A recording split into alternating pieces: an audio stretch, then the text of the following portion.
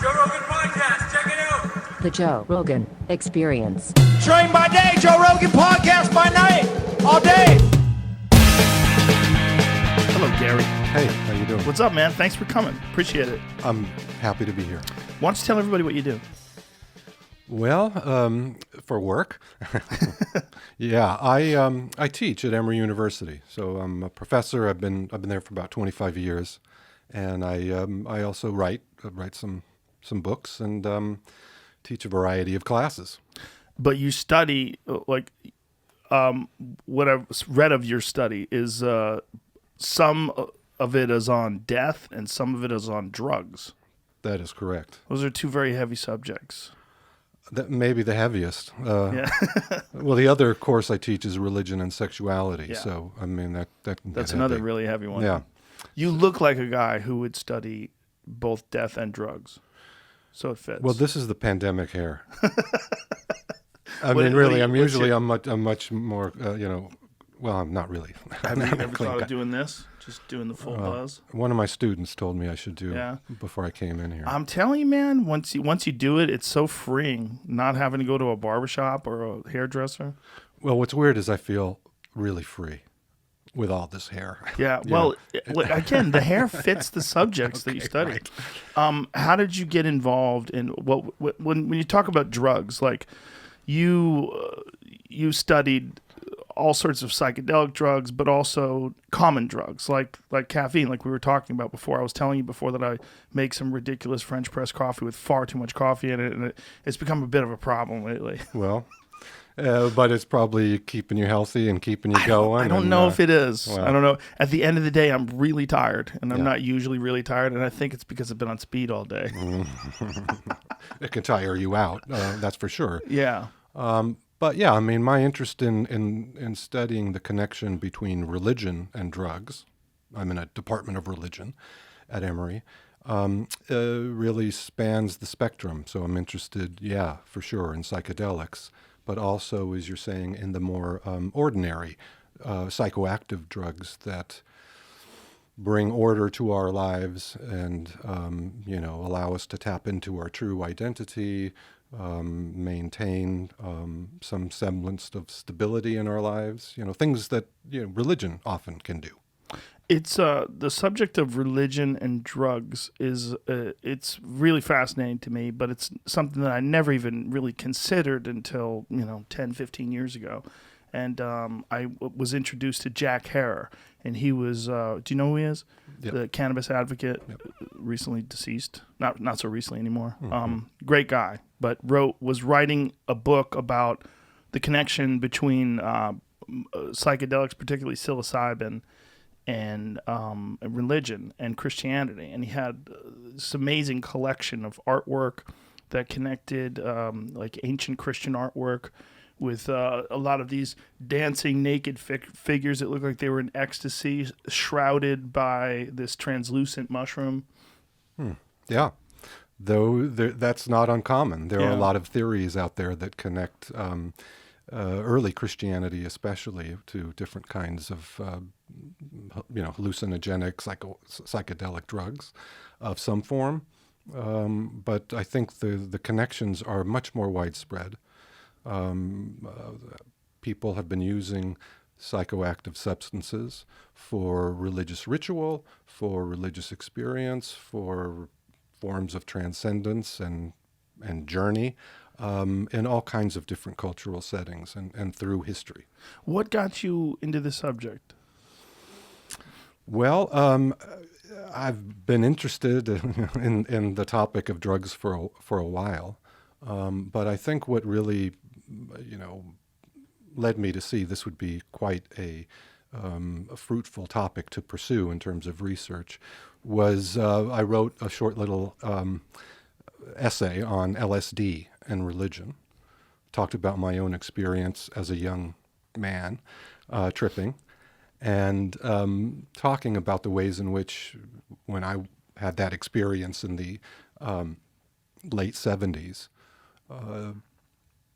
and people more and more were, enjoying psychedelics coming out of the decade of the 60s, I started to see that they would often use words like spiritual or mystical to describe their experiences, and to talk about how their religious views are being reoriented. And I saw that in my own experience and wrote about that as a way to talk about what is probably the most significant shift in religion in America, and that's the rise of the nuns, those who don't affiliate with any religion, and many who claim to be spiritual but not religious. And I want to tie that back to people's experiences with psychedelics. There's a lot of people that are in the nuns that don't have any experience with psychedelics. They just seem to want to have like a deeper meaning to life, and they'll say, I'm not religious, but I'm spiritual. Right. And a lot of people get really annoyed when people talk like that. Yeah, well, it can be annoying. Also, I think, as you say, is very much becoming quite common for people to identify in that way. And that's also about a very strong kind of negative understanding of traditional religion, institutional religion, and so on. Yeah, I feel like for a lot of these people that don't have psychedelic experiences that are spiritual, that sort of dismiss religion, I never want to tell people to do psychedelics, but I feel like if they did it, they would relax a little with this idea that they really have an understanding of what happens when you die. I think they would really let that go. Most people would. Right. You'd go, well, I didn't know this was real. And this is around, and this has been around for thousands of years, psychedelics. And then you have these experiences that are so profound. Right. And you're like, okay, maybe I'm just full of shit and I've been posing this whole time. Right. Yeah. Right. Well, I think, again, that's it's not just you who have these views. What we're seeing is a lot of medical research around psychedelics also. We're pointing to the same thing. A decrease in fear of death, people's sense of compassion and love, really can blossom. People's lives are transformed in a lot of these more controlled medical studies, with people who are taking psilocybin or MDMA. Yeah. But the main focus of all that, of course, is the therapeutic benefits. But as we're saying, it's all about spirituality, and those therapeutic benefits can't be separated out from a kind of spiritual sense of that experience. It gives me a little bit of hope that in this time of great strife and struggle, and especially in terms of the way human beings are dealing with each other, that this is a time where people are also rediscovering psychedelics in record numbers. And they're looking for some sort of a way to make sense of this life, because, we're obviously in some strange transitional moment in history where our confidence in systems and government and even education, and certainly news and media, is eroding at an unprecedented rate. But it's also, at the same time, all drugs are now legal in Oregon. Right. Like these things are happening where people go, you know what? Come on. Colorado's like, mushrooms. Go ahead, do mushrooms. Right. And, God bless Texas. They fucking need all that shit right here. And Georgia, too. Yeah. All these places, the whole world needs it. Well, they need the option. Right. Because the idea that human beings are somehow or another preventing other human beings from having non-lethal experiences that have proven to be incredibly transcendent and change people's lives for the better, just en masse. Like if you see the John Hopkins study, the people that won psilocybin experience, the majority of them listed as the most profound experience of their life. Right. And non-addictive. Yes. I mean, and non-lethal. I mean, the LD50 is like what? You have to eat like 2 pounds of it or something crazy. Right. And we know that the stories of addiction and a lot of the dangers are so overblown. Yeah. But I think, again, this is just a moment, as you're saying. Yeah. That's why I feel I'm onto something. I think you are too. With this book that I'm writing, which is, going to make the argument that drugs are going to are really the sort of source of spiritual life in America. That's the future, as well as the past. I mean, again, the influence of psychoactive substances in the Americas, pre-Columbus, was pervasive and just a part of everyday life. And as you say, we've, for whatever historical reasons and changes that have happened in our society, have lost touch with those resources of spiritual meaning and religious life. And as you're saying, I believe it too, we are in a moment when things are really transforming, and drugs will be, I think, quite important in terms of how we come out on the other side. I hate the word drugs. It's just such a blanket word. It's so unfortunate that, like heroin and opiates and meth is lumped in with psilocybin all under one blanket. Well, yeah, you're not alone. I mean, I'm intentional with drugs. I like to be provocative and try to confuse a lot of the categories that we use in thinking about some of these things that are so central in our lives and so potent, especially in terms of our religious lives. So, there's entheogens, psychedelics, and obviously all different kinds of other kinds of, again, substances that we use that have an effect, and for me, that in some cases, in many cases, have religious meanings and connections. Have you ever experimented with holotropic breathing or any of the non-psychedelic methods of achieving these certain states of consciousness? No. I mean, no, but I think they're important as well.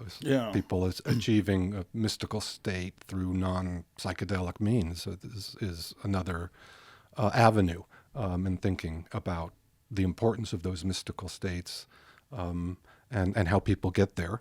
But also, I would say, as you said, it's what are the results? What kind of transformations are made in people's lives? And I think what we're seeing is whether it's a psychedelic-induced experience or non-psychedelic, there are lots of similarities. Yeah, I mean, a lot of people get there through near-death experience. There's a lot of people. Well, this is another thing where the mind is capable of producing psychedelic compounds. And in near-death experiences, although it's very difficult to measure, right? Because you'd actually have to open up someone's brain while they're in the middle of a near-death experience, which is probably not the healthiest thing for someone who almost died. Yeah. But that's, as far as we know, that's the best way to measure it now. But these people who experience these near-death moments have these incredible, profound visions. And many people think that what's happening is some sort of endogenous dump of psychedelic chemicals. We know the brain is capable of making the most potent psychedelics, in terms of what happens and how they do it. It's still a bit of a mystery they're trying to solve, but that connection's fascinating. Yeah, and as I mentioned, or you may know, I teach a death and dying course as well. And so near-death experiences are pretty much an important part of that class. And the kinds of research and findings that are beginning to appear in terms of looking at those connections are fascinating, and tie into this question of what is our relationship to death? How do we understand, the reality of death in our lives, and what are our thoughts about the afterlife, or if there is one? That gets tied into a lot, how people respond to this research, how they are engaged with it and how they're compelled by it. Yeah, there's a lot of folks that apparently can reach some pretty intense states of consciousness through yoga, through different styles of yoga and different styles of breathing. But there's a really funny quote by Terence McKenna where Buddha met this monk who said, I've practiced the city of levitation for the last 20 years, and I've achieved the ability to walk on water. And the Buddha says, yeah, but the ferry's only a nickel. Mm-hmm. Yeah, right. So what do you can really meditate alone in darkness forever, or you can just take mushrooms. You get there in an hour. Right. Well, I think for many of us, we take the quicker route. Yeah. But again, there are, like with the monk or people who meditate, all kinds of important, set and setting, thinking about, what is the context in which this is taking place, and that's critical. Do you ever get pushback about the connection between psychedelics and religion? Has anybody ever challenged you on this or debated you on it? Oh, I mean, I teach. I mean, my Right. students don't. Sometimes they challenge, but no. I mean, I not directly, and I don't really give a shit. I mean, I'm at that stage of my career. I'm convinced about the sort of great research possibilities and thinking across the board about the connection between drugs and religion. Now, when you're teaching these classes, and I'm assuming that for a lot of these kids, this is the first time you're exposing them to these ideas. Absolutely, because many of them don't know what the study of religion is. Right. And we have a pretty nice diverse mix of students in terms of their background, but most don't have a religion course other than something they've done if they were in Catholic school or if they studied, the Bible in some form. But no, they've never seen anything like me. It's funny because that's a heavy responsibility, I would imagine too, because you're introducing to these kids these ideas that have a really the potential for a very profound impact on the rest of their life. Yeah, and that's been something I've worried about my entire career. I actually care quite a bit about how these ideas are transmitted and received. As we said, a lot of them are quite sensitive, the topics that I'm trying to teach. But it's an essential part, I think, of being a young adult and learning how to not just think for yourself, but to sort of reimagine the world and try to understand some of the forces that are at work in your life and what's going to be coming in terms of your future career. And I try to make religion relevant, in those terms. But I also, as I like to say to them, I mean, I wouldn't say this before I had tenure, but my goal, I tell them this straight out, is to confuse the hell out of them. What they think is religion is not the only game in town. And so I'm very upfront about this sort of being an intellectual exercise. Why are students taking my death and dying class? Well, I don't want to know. I want it just to be purely academic, for them to encounter different understandings of death, different death rituals, different cultures, and shake them up, but not necessarily, kind of turn them away from what they've been taught. The end result may kind of reinforce their own sort of cultural background and outlook. But I'm for myself, I'm very gratified in the work that I do, if you could call it work. And I get a great response from students, and I'm just, really pleased that I'm able to be a part of that educational process. Because, not to go on, because my classes are often not like their other classes, which are, political science or economics, or biology, and I just want them to be able to reflect and think about some of these deep things that sooner or later, are going to bite them in the butt. Yeah, I like how you describe it too, that it's not the only game in town. The way I try to describe it to people is like, I'm not a religious person, but I'm not opposed to it. And I probably was when I was younger, but I think I was just arrogant. And I think that the best way to look at religion is it's not the whole thing. But you shouldn't throw it out. I think it's a piece. Yeah. I think it's a piece of something that's a giant puzzle. And the idea of throwing it out, I don't think that's the way to do it. I think those people, and the problem obviously is translations. Translation's a giant issue when you're taking something from ancient Hebrew and you're translating it to Latin and to Greek and Aramaic and all these different languages. It's like a lot is probably lost in terms of the way they express. Like, have you ever read Russian to English? Mm-hmm. There's a lot of like Russian people that I follow on Twitter, and I get a huge kick out, or excuse me, on Instagram, and I get a huge kick out of pressing the translate button. Oh yeah, It's like to try to break down the way they communicate. Now, when you're dealing with like super ancient languages that we don't even use anymore, like ancient Hebrew, like who knows how accurate and what if the intent is clearly expressed through an English translation. right. Probably not. Well, a lot gets lost, or a lot gets invented. Also, it's just these ideas have been passed down through thousands and thousands of years, and I feel like if you could just not be too literal with it and just listen to what these people were saying, what they were trying to get across. Obviously, there's some awful shit in the Bible in particular, and many religions, in terms of condoning slavery, treating women as second-class citizens.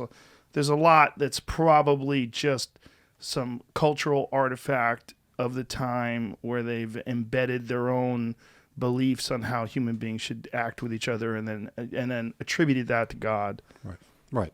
But if you can get past that and just not take it, no pun intended, as gospel, Right. and just these people were trying to lay down their experiences and the lessons that they've learned in some sort of a way to live your life book. Right. And yeah, I mean, I agree with you. From my point of view, too much literalism, is really counterproductive, if not destructive, as societies change over time. So, the act of interpretation is very much obviously a part of the study of religion and looking at how religions change and transform. For me, I'll say I'm so not interested in Christianity or Judaism or Buddhism or Islam. The conventional containers of what we think are the world's religions are, very problematic, to say the least. But my interest is more in the sort of intersections of religion and culture, where people might not recognize they're being religious, even though I would try to make the argument that they are. Like how so? Well, I mean, I've written a book called Sacred Matters that looks at these different kind of arenas where religious life can be found in cultural forms of activity. So, like celebrity worship, I would call a religious culture that has systems of meaning, different kinds of rituals, possibilities for discovering your true self, a whole kind of value system that can be tied up. That's interesting. Celebrity worship as a form of religion. I've always thought of it as just hijacking the human reward system, because if we lived in a tribe of people, a small tribe, and there was one great leader, the battle-scarred leader who's seen it all and can give us the information, and he was the one talking, we would listen. That would be a person of great importance, and we all gather around and listen. But when you see Brad Pitt in a movie screen, and his face is 30 feet high, and there's music playing when he talks, and a team of writers have carefully constructed all of his words and this perfect sentence, and it's just like, it's so moving and inspiring, and then we see him in real life, oh my God, it's really you. But meanwhile, he hasn't really done anything other than pretend. Right. He's been a great entertainer, but he's given us some wonderful distractions, but it's not that he's led us through battle. Right. It's not that he's figured out how to find the food in the water.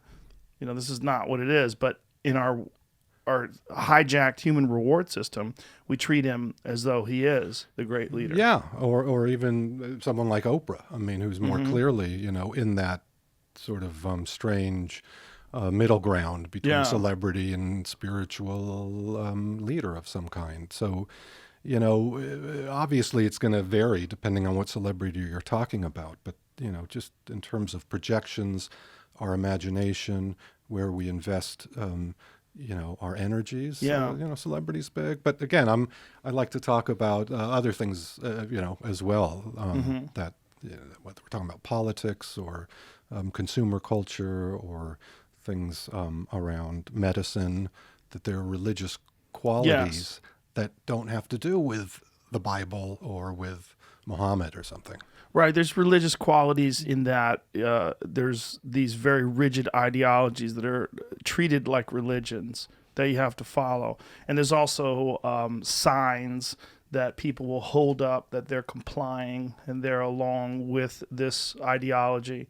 One of them that I talk about a lot is people taking photos with masks on Twitter for their profile picture. Right. Like, I know what you're doing. Right. Like, Right. we all know what you're doing. Yeah. Well, I mean, that's Yeah. again messaging and thinking Yeah. about, But what it's bizarre. values, Yeah. It's bizarre when you see these patterns sort of repeated over and Right. over again. Right. Well, and social media too will be Yeah. the future of religion and in terms of how it transforms and Sure. kind of moves forward is an important kind of site for religious activity and investments and where we're really going to see the action.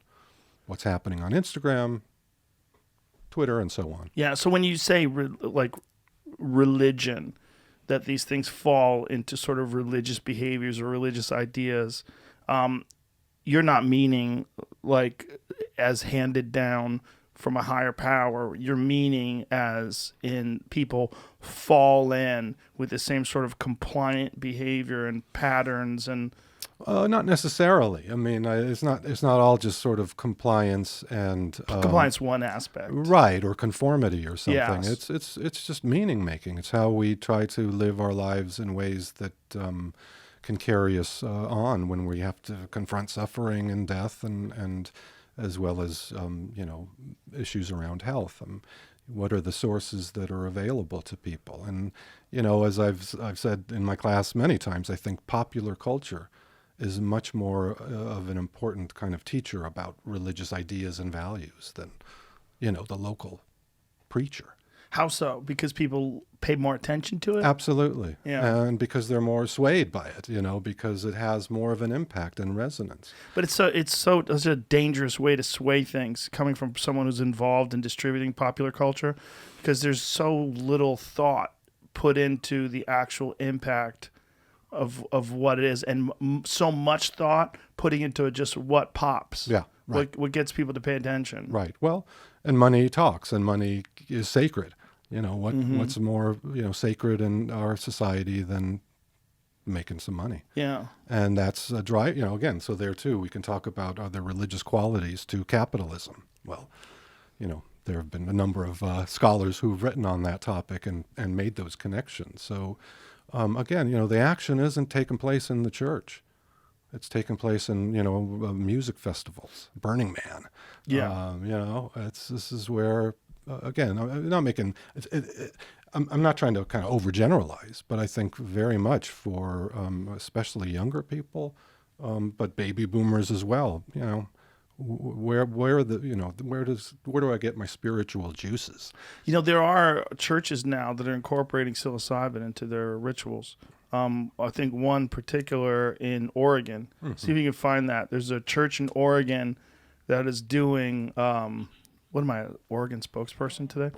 Well, it's a big, that's big news and big changes for sure. Yeah. We're all going to be watching that. Well, the idea is that that's what it used to be all about. If you go back to, it's a very controversial book, but John Marco Allegro's The Sacred Mushroom and the Cross is all about consumption of psychedelic mushrooms, and that he believes that was really what the Bible was about hiding these stories from the Romans when they were captured. Yeah, lots of theories that even with Judaism too, and Moses, there's just all kinds of ways people have tried to make the connection. Oh yeah, there it is. Legally offering psilocybin mushroom therapy through ceremony. Yeah. Oh.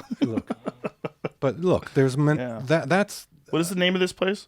I think it's sacred. It says, Sacred Heart Medicine .us. Is that the name of the church? no. No? I mean, it says Oregon Yeah, Oregon State nonprofit domestic. You got to go nonprofit if you want to sell mushrooms and not get locked up. Well, right. That's right. Donate it all to charity, kids. Well, Stay out of the pokey. Well, and there are weed churches too that are starting to crop Sure. up. So Yeah. cannabis and religion also beyond, again, just the psychedelics. Yeah. And that's just sort of the surface. My sense is there's a big underground, and I know there's one here in Austin because I did some research here. But Oh, you did research? Air I did my quotes? research. Yeah, I made before the pandemic. I was able to get out and do some research around and talk to people who are running these kinds of psychedelic religious communities or sacred plants. Yeah. Different communities that are cropping up. Washington D.C. Right? They just also decriminalize psilocybin. Yeah. And there too is a thriving underground. So I think we're going to see that underground, these subcultures really begin to surface. And I think so too. And with the war on drugs now basically almost over, how are we going to think about drugs? How Isn't are we that going to funny? respond to them? The war on drugs is almost over. What a crazy war. And drugs won. Well, yeah. I mean, I've been saying this a lot lately, but like my whole life has been lived under the war on drugs. Yeah. Yeah. Born How in old the are you? 60s, 58. Yeah, I'm 53. Yeah. So it's I missed out. Yeah. It's like all of a sudden Both of us. it's changing, and like I would have what been is the society fascinating going to be like? to be around late 50s, early 60s before everything was illegal, when people were just freaking out, when, after Hoffman had synthesized LSD and when, basically all of the Schedule I compounds were free and legal, I mean, free to consume, you got to wonder. The only thing that was illegal was marijuana, Yeah, well, which is kind of hilarious. It boggles the mind. I Yeah. mean, it's full of hypocrisy. But yeah, that was a crazy time. I don't know if you saw that great documentary Wormwood. No, I didn't. By Errol Morris. I've heard of it, though. Yeah, it's crazy about, again, the sort of 50s and psychedelics and LSD and the CIA and all that. Yeah. So that's a very rich part of the history that pre-Timothy Leary, that, Rock Hudson was on the psychiatrist's couch taking Yeah. LSD and experimenting with that. And, what was that doing?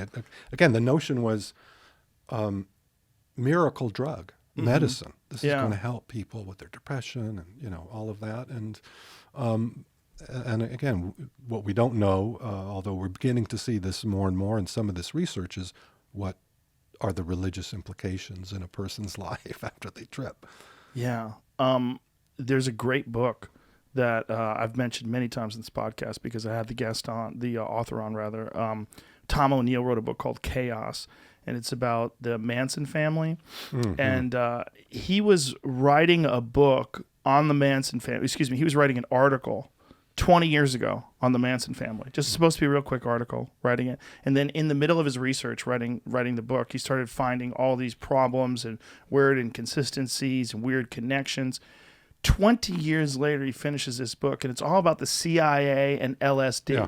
And that the Manson family, Charles Manson in particular, was involved with CIA experiments they did with LSD on LSD with prisoners, and that they were most likely dosing him up when he was in jail and then giving him access to LSD and these psychological techniques that he used on the family when he was released. And then also all this evidence that every time they would arrest him, even though he was on parole, they would let him go because the CIA was encouraging his use of LSD, his promoting it to the family, and they're committing crimes. And the whole idea was to discredit the anti-war movement and to disrupt the civil rights movement. There was a lot of shit involved with the CIA and LSD, and they were running a clinic, a free clinic in Haight-Ashbury for 50 years. Right. Until 3 months after this book was released. And then mysteriously, our work is done. Yeah, it's over. They closed it down. Right. But there's amazing connections that Tom O'Neill makes in this book to Jolly West, who was in the CIA, who was a part of their LSD program, to Jack Ruby. I've heard some of this. Yeah. Oh my God. It's It's amazing. Tom is great, and his book is, I can't recommend it enough. No, I'll check it out. It's a mind blower. Yeah. Because as you get into the book, you're like, what the fuck? Because meticulously researched over 20 years. I mean, it was this man's life. Right. And they succeeded, right? Yeah. I mean, Manson, that was the end of it. Or, a lot of people kind of mark that as being. Sure. Yeah. And they think of LSD as something that makes you go crazy and want to murder people and kill people. And they changed the idea of what a hippie was. Right. Right. Because of the psychological techniques that he learned when he was in jail and all the mind control experiments that he learned and the way they did it. Like, he would pretend to take acid and he would give it acid to the family and then he would mind fuck them and then have them go out and commit murder and tell them that they were freeing people and wild shit. No doubt. I mean, wild times. Yeah. Absolutely. And there was a lot of interest. For sure, and among the CIA for what the potential would be for LSD. Yeah, he also went over the Operation Midnight Climax, which was a part of MK Ultra. Do you know about that? Operation Midnight Climax. They ran whorehouses. They ran brothels in San Francisco and I think a couple other cities. And they would have two-way mirrors, and they would have the prostitutes dose up these Johns with LSD in their drinks, and they had no idea. And then they would have sex, and they would watch them and observe them, and this went on for years. Yeah. Where they're just giving people LSD, like American citizens against their will. Right. This is a law enforcement agency. Yeah. I mean, really bizarre. No. Well, I mean, what don't we know? Yeah, exactly. What don't we know? Right. Well, they only found this out sort of accidentally through research into these files that had been left behind and some Freedom of Information Act stuff. Right. Well, that's how people are being able to get access to some of that. Yeah. Some of that information. But the problem is, for so long, people have had this idea as LSD equals lose your mind, go crazy, jump off buildings. Right. Well, and then that also gets transferred over to cannabis and other drugs as the war on drugs really picks up with Nixon, and it does help to demonize certain groups of people. Well, the sad thing too is in putting these things in Schedule 1, we've really missed out on research that would be very helpful for people that do have adverse reactions. There's a lot of people with adverse reactions to psilocybin, to cannabis, to LSD, and we don't know why. Right? Particularly people that have schizophrenic breaks while on cannabis. It's very common. Right. Not very common, but it might be like 1 out of 100 or something crazy like that. Right. It's not huge, but it's still enough that we really should be concerned, and we don't know what the fuck's going on because they've kept people from doing research. Right. Well, who knows if that is going to change? I mean, it's already starting to change quite dramatically, and with the results that are coming out of some of these experiments and research studies that are going on, I think, it's convincing. Yeah. And when you're helping, war veterans with PTSD, I mean, come on. MDMA seems to be particularly helpful for that, right? Well, that's right. And I know they're doing some of those studies at Emory, but in a lot of places. And again, this is what is being referred to as the mainstreaming of psychedelics. It's just, they're going to be more and more a part of our resources. Yeah. In terms of where to go. Yeah, a mild dose of MDMA for the whole world might fix everything. Yeah, well, just a real mild dose where everybody together. 3, 2, 1, go. We'd all just like, I'm sorry. Oh man, let's love each other. What are we doing here? It would be amazing. Yeah, I've only done it once, but it was incredibly profound. Right. But the next day I couldn't read. You were pretty fogged out or something? I was so dumb. And then I had to go on stage. And I was terrible. Oh. I did stand up the next night, and I just couldn't get it together. My brain was so worn out. Right.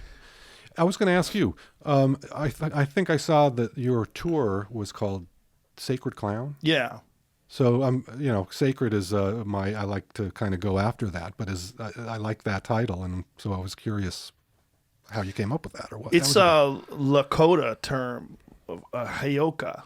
Is a sacred clown. Okay. The Lakotas had a term for a very important part of their culture, which was someone who mocks all the things that are deemed sacred and important. Right on. And sort of finds holes in all of these dogmatic ideas. Yeah. Yeah. Well, that's, I mean, again, that's what religion can do. Or Yeah, I certain would have called kinds it. of notions of the sacred can really, help you to see what's really going on in the world. I would have called it Heyoka, but it seems like that would have caused more problems than. Well, first of all, people are like, "What the fuck does that mean?" And then second of all, people are like, "You're culturally appropriating," you have which to be is careful. Do you? Do you really? I'm not sure you do. Well, I'm not sure. I I like think you're sacred better clown. off. Yeah. I mean, it certainly. Yeah. In terms of It's more avoiding. obvious. Yeah. Yeah. But yeah. but I get you. Yeah. So I that's love what I'm going to call it once I can tour again. Right. I'm sorry. And it'll be even more important now. 'Cause after the pandemic, you really need to make fun of shit. Well, absolutely. Because people are more on edge. And then also, unfortunately or fortunately, people have embedded themselves so deeply into social media that they believe that this really bizarre way of communicating, which forms these echo chambers and these really non-empathetic ways of expressing your disdain or anger or hate or disagreement with people, that this is common and standard. Right. It's the most non-psychedelic thing. Right. The way people communicate on Twitter is like a bunch of mental patients throwing shit at each other. Yeah, understand. Yeah. And you've gotten off Of Twitter? of social media, or Well, I'm on Twitter, but I don't use it. right. I'll read other people's stuff sometimes just to go, what is going on? But if someone's trying to get my attention, good luck. Good luck. Well, I don't read anything about me. Yeah. But I don't read anything about me in general. Yeah. Yeah. And because Instagram is basically just a giant distraction for me. right. I just find it fun to A lot of stare good at images and things. Yeah. But I agree. I think the social media is one of the more powerful forces in the changes that we are seeing. Yeah. And the political divisions clearly are kind of one of the consequences of how embedded, these platforms have become in our lives. It's almost like it's all been, I mean, it hasn't all been planned out, but it's almost like it has been in order to really deteriorate our confidence in all of these structures and systems. If you thought about what would be the perfect way to deteriorate it? Well, you have a guy who's clearly unqualified for the job, who is famous for just kind of being an asshole on television, firing people and being like a bombastic sort of, braggadocious rich guy with his name on giant buildings and you're fired, fuck you, and grab him by the pussy. And then you have that guy be the president. Yeah, right. And then have everybody like, we got to get him out of here. He's the problem. And then I think they're going to realize once he is out, no, he's not the problem. He's just a problem. Right. The problem is human beings. Right. And the problem is the political system is just deeply embedded with corruption, and you're going to realize that with this next guy, who's supposed to be your savior. It's not going to work out. Well, to bring it back to your earlier point, I think we all could use some MDMA. Yes. Everybody. Right. Everybody should microdose on mushrooms for sure. Okay. Well, look where just we're one going. day. I If we think had- we're heading in that direction. I think we are too. I believe in the young people. Yeah, I do too. Well, that's why this podcast works, because I think you can't have the systems that are in place that are bullshitting people and then they're out on the streets talking to their friends and communicating in a totally different way than they're seeing in the media. And they're like, well, what? This doesn't represent me. Right. This is not how I think and feel. And my experiences with life and with particularly if they've had any psychedelic experiences, these aren't represented. Right. Why aren't they represented? Right. When I know they're so common and I know they're so profound and I know they've meant so much to me and my friends. Why don't I see this? Right. So then they find things like this on the internet and they go, okay, I'm not crazy. Right. There's other people out there. So, right. And the other side of that would be the notion that we really have lost any sense of powerful authority structures, Yeah. Sort of cultural authorities that really can unite people or kind of help people understand the importance of common cause of some kind.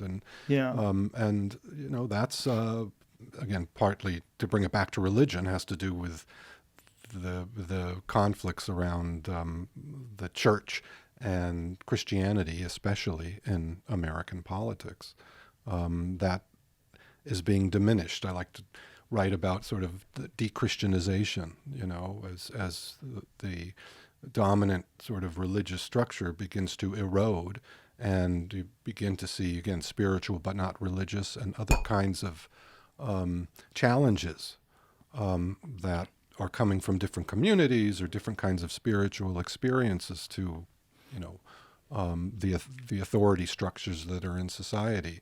That is part of the context of all of this. Yeah. Where a lot of these battles are going on and people don't know where to turn, or, wondering, where am I represented in all this? And it's not coming from religion or the church and political leaders, Republicans or Democrats. So it all becomes self-focused, we're all just about self-promotion and sort of self, identity becomes the main, force in our lives, I think, for too many people. Yeah, and hence the celebrity, and then the chasing celebrity. Yeah. Right? That becomes the ultimate, level of this stupid game we're all playing. Right. Well, again, for me, as someone who studies this, I try not to be judgmental, but I see, again, it's a religious system. There's a religious culture at work, and it's just as interesting and legitimate in my mind as Christianity. I wish there was a structure that was in place that mimicked the positive aspects of church, that didn't contain the dogmatic religious ideas that a lot of people find problematic. I think there's something great about the whole community aspect of church. My friends that do go to church, I have a lot of friends that are Christian, that are really good people. They're really good people, like admirable people. And I think one of the things that's very admirable about their pursuit of Christianity is this community reinforcing aspect of it. Right. They get there together with the members of the community. Everybody's real friendly. They know that they're going to sit there and they're going to submit to this experience, and they're going to, read the passages, and they're going to hear the sermon, and they're all going to be together. They're going to dress nice. They're going to behave well. Right. And they're going to feel good about the people that they live near and they're surrounded by. And I think we're missing that. There's so many people that I'm friends with that live in cities that don't know the person who lives in the apartment next door to them. Yeah. They've been there for 10 years, and they don't know anybody in their building. I have a buddy of mine who's telling me he lives in a building with 1,000 people. He doesn't know any of them. That's crazy. Well, that's such a weird way for humans. Yeah. It's a weird way for humans to live. And I think people feel particularly lost when they don't have a real sense of community. And I can say, as a stand-up comedian, one of the things that we all have in common, particularly folks that were working out of the Comedy Store, was that there was a family aspect to it. There was a real community there. We were very supportive of each other and physically embracing. Like, people see people that they go, hey, what's up? Everybody hugs. And so for a lot of these comics who are single, who live alone, maybe don't know their neighbors, like, that was the place where they could go to that was church. Yeah. Right. That's what I think that's beautiful and right on, because you could see in that community of comedians something sacred, something religious that's meaningful, and that that is profound in some ways, and as we said, the community aspect, but also helping people in terms of their own understanding, self-understanding. Yeah. And that's people turn to different kinds of communities, and that's part of the modern world too. That community feeling, the sort of collective togetherness can be found in a number of different settings, and certainly the church and the congregation is one, but rock concerts or the comedy clubs, or Grateful Dead. The Grateful Dead. I mean, the Grateful Dead's whole thing was acid, right? Well, it was music, music and acid. We're going to turn to that next week. Oh, are you? Oh yeah, we end the course with psychedelics and creativity. And music. Fish too, right? Yeah. That's their deal too, right? Yeah. It's like a lot of people drop acid Yeah. and listen to that sort of jam music. And Well, my friends community. who have done, yes, And certainly. meaningful, yeah. Yeah. My friends who have gone to a lot of Dead shows say you don't even really know the Dead until you listen to them on acid. Right. Like Well, it's music designed for acid. yeah. Well, that's that's something you can find in other musical acts as well. That connection. I mean, that's the thing about dimethyltryptamine and the Icaros. Have you ever listened to South American Right. Icaros? Those when you hear those songs on psychedelics, the images dance to those songs. Like I've heard that. they work together like a hand in a glove Yeah. perfectly. It's Yeah. amazing. Yeah, well, I like that connection between music and drugs and religion. So you can also, look at the peyote church and listen to some of the music that comes from those ceremonies. Yeah. Very much a central part of the experience and how people absorb, receive it, and make sense of it. I think we're way too comfortable with music. We think of it as like no big deal. Exactly. Yeah. No. And that's what I do in all my classes. I bring in music. So in the death class, at the beginning of the semester, I tell students, I want you to be listening, just in terms of the music that you listen to day to day, if you can identify the theme of death. And of course, when they hear that at first, they think I'm nuts and way, out of my mind, and they soon realize it's everywhere, right? And so, I know that. Aspect of my classes, it can really be powerful because again, we take music for granted, but it's so central to our lives. And again, I think it can have more of an impact than just, oh, isn't this fun to listen to? Yeah. It can shape our consciousness and our communities. And so I do that in the sexuality class. I'm doing it in the drugs class, and it's great for students to be able to see that as data. What do you open up with? What song do you open up with when you For which one? for death? Blue Oyster Cult? yeah. Fear the Reaper? Okay, we're the same. Yeah, they love it, even though they've never heard of it. They never heard of Blue Oyster Cult? These fucking kids. Yeah, the kids today. How do you not hear of that song? Well, I mean, again, their parents may have listened to it. Sometimes I get that, but oh man, there's just a lot of things that can be played across different genres. So it's not just rock. There's a few recordings that are still available of the Lakotas doing the ghost dance. Yeah. Yeah. Yeah, and have played I've used that. Yeah, in my Yeah. I teach American religious history, and there too, music is the main thread where we learn about religious communities. That is one of the saddest songs in the history of the world, because that's these people that really are at the end. I mean, there's very few genocides. There's a few, right? But there's very few where there's almost nothing left of people that existed in thriving numbers 300 years ago. Yeah. But in Native American communities, it's common. It's like the most common. They're all gone, Right. in terms of like the way they used to live versus now. And that ghost dance Yes. was them trying to conjure up the spirit of the past and reignite their culture and bring back the old ways and get rid of the white settlers and get rid of the armies and get rid of all the people that had destroyed their way of life and disease and all the things that had happened to them literally over the course of their life. From, there's people that were born in 1850 that were 50 years old at the turn of the 20th century that were like, what the fuck happened? Yeah.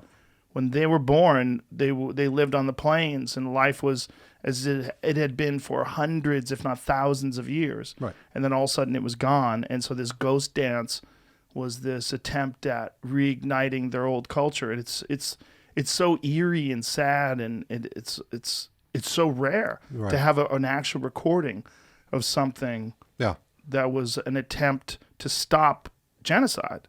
Right, and from that period too is really valuable to have as again, it's beyond data. It's like, Yeah. this is about our memory, and as you said, it's very evocative. Yeah. When people listen to it, and it does become an important remnant of that movement and that experience. But the music and those ceremonies are incredible. Do you play that for your class as well? Yeah. No, and the book I use, there's a whole chapter on the ghost dance. Oh, and all so, right. James Yeah. Mooney, and really trying to dig into some of the historical forces that led to this as a potential revitalization form of religious revival that ends tragically. Yeah. That is, as you say, is something that disconnects people from their past in ways that are difficult to maintain and to keep whole. And people are still suffering from the momentum of that disconnection today. In 2020, there's massive amounts of strife and huge problems in Native American reservations because of that. Now, still today, absolutely. It's crazy. And still, as has been the case in Native American history, incredible signs of resilience, of innovation, of new forms of community that have really. They're getting back at us with the casinos. Well, That's what they're doing. I've heard that before. But, it's not us. I should say clearly. I'm a child of immigrants. Well, I mean, this is another didn't do development Yeah. that's kind of ironic in some ways. Hey, no, it is. It is. It's bizarre that they're getting wealthy off of this weird vice. Well, another addiction. Yeah, another Is addiction. gambling a Yeah. drug? Is it? Do you think? It's like, we had a great class on addiction. Have you ever been around gambling addicts?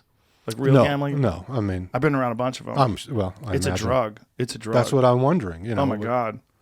Something's going on in the brain too. That's going to be, where you're going to be seeing some kinds of activities that, will lead people to continue on in their behavior. Yeah, it's for sure a pattern that people fall into. Like my grandmother was addicted to playing the numbers. Yeah.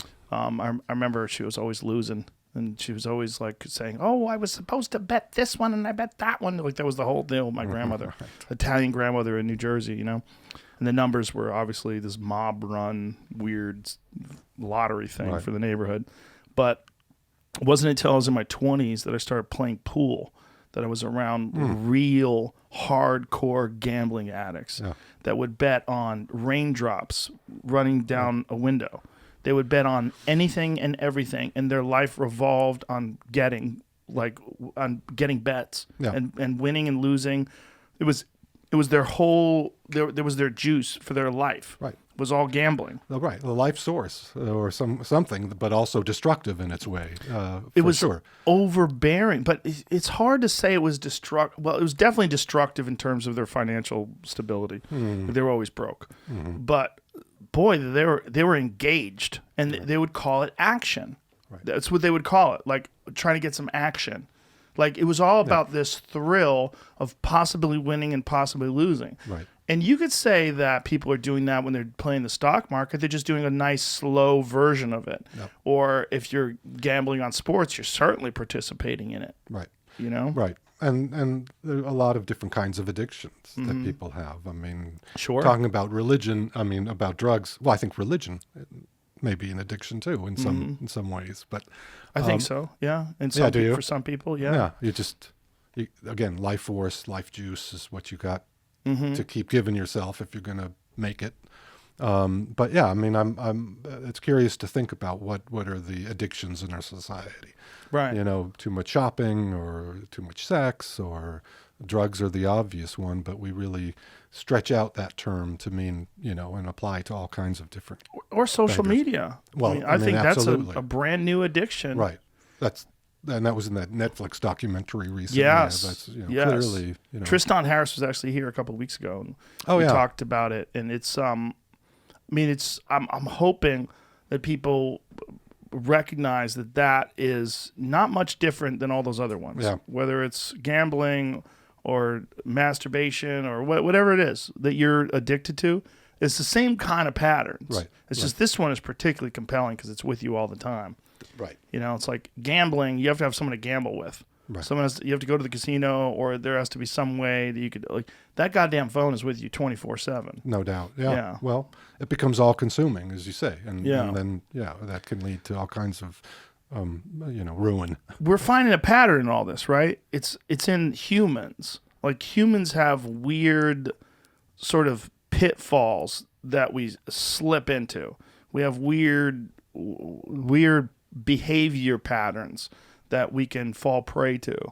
Absolutely. I mean, I think that's probably part of just the makeup of what it means to be human. Yeah. Is we can get sidetracked and get so consumed by something that you lose sight of the rest of reality in some way. And I mean, I see that in the things that I study, for sure. People obsessed about death or sexuality or drugs. Or anything. Or anything at all. Yeah. But how, we think about gambling and how that connects to sort of larger social issues and psychological kind of mental issues is important, to make sure you're not just kind of compartmentalizing the behavior Yeah. as part of there's part of a larger context and pattern that are worth studying, worth looking at. How much of a benefit is there in explaining to people the way we fall into these patterns as much as there is exploring the patterns themselves? Like, we have these weird sort of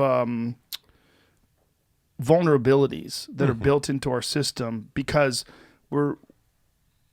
there's benefits to getting obsessed with certain things, because those certain things can lead you to success as a hunter-gatherer, Right. as a fisherman. It's going to help feed your family if your brain can completely lock on to in this like tenacious way of succeeding at something. Right. If you're a hunter-gatherer and your feet hurt and you're like, well, I give up. I can't do this. Right. Obviously, hunting's not for me. You're going to starve to death. Your children are going to cry. Right. It's going to be horrible. Right. So there's this built-in thing, but that could be hijacked by roulette. Right. Well, Which is so weird. Yeah. That thing of, come on, I got to get this, I got to win, I got to go. That could be hijacked by games. Right. It could be hijacked by many things that we find ourselves obsessed right. with. Hijacked or also motivated by other kinds of inner dynamics as well. I mean, whether you want to talk about Freud or some other primal instincts that are at work that, depending on the individual and the particular social setting they're in, family background can lead to these, all or nothing pursuits. But psychedelics sort of illuminates that for you. Psychedelics are one of the only things that I've ever found that goes, hey, stupid, look at what you're doing. Look what that is. Look what the cause of this is. And you're like, oh, yeah. Right. You're like, why didn't I notice that? Why didn't I see that? Right. Well, you don't see it until the psychedelics sort of turn the light on for you. Yeah, right. And when it does, it's often the case that you don't need to go back. Right. It's like, or at least I've read that people, it's, again, not addictive, but also, once, twice, you get it. You certainly don't need to do it every day. Right. I mean, if you want to have, I think people feel like a little refresher course every year or so. It's not a bad thing to just sort of get like, oh, yeah, well, yeah. That's right. I almost forgot. Right. You know? Recalibration, kind of, resetting the system. The way I've described really profound psychedelic experiences is like pressing Control Alt Delete for your brain. And for people who don't know what that means, if you only use a Mac, that's how you reboot a Windows computer when it crashes. Control Alt Delete, your computer reboots, and you have a fresh desktop with one folder. And that folder is just labeled My Old Bullshit. Yeah. And then you have a choice. Right. The choice is, do I open up my old bullshit and start going through, try to figure out life again through my old memories? Or do I try to form a new view and resist my old bullshit, resist opening it up? And that's where it gets tricky. Sure. Because your ego will try to convince you, like, listen, man, have one cigarette. It's not bad. Yeah, right. Fucking relax, buddy. Right. Listen, let's go play some bets. Yes. Nothing wrong with that. I'm like, hey, come on, man. Let's go do this. Let's go do that. And then next thing you know, you fall right back into the traps that you were avoiding. Right. Well, the ego can be tricky in that way Yeah. and leading you astray or making you think it's real. Or making you feel comfortable with these old patterns that Well, you're right. really familiar with, even if those old patterns are failure. Right. Like a lot of people like fall off diets, fall off the wagon with drinking. They do it because they're comfortable with the feeling of failure and the uncertainty of the unknown of the future with these new patterns that you're trying to establish. It's very confusing. Yeah. It's very scary. Yeah, no doubt. And it's religious. Yeah. Is that how you would describe it? Yeah. I mean, in a way. Yeah. I mean, the For lack the of a better experience term. Yeah. and what it does, and just that whole metaphor is like being born again or something like that, and or the shamanic journey. You're not the same. When you Yeah. come back, and you've got something to teach. And that's it's not just I would say not necessarily just for the consumer Yeah. of the psychedelic or whatever the substance is, but it's also about connections. I think and sharing the knowledge, Yeah. getting it out there. What are you teaching in your sexuality classes that's different than what people would normally expect? Well, I'm one thing I try to do is be as cross-cultural as I can be. So we look at sexuality in Hinduism, in terms of Chinese religions, in terms of African religions. So I try to really, for these students, expand their mind as much as possible to see the varieties of ways in which people understand their sexuality. And so, that's where I start the class. How long have you been teaching this for? This class? Yeah, in sexuality.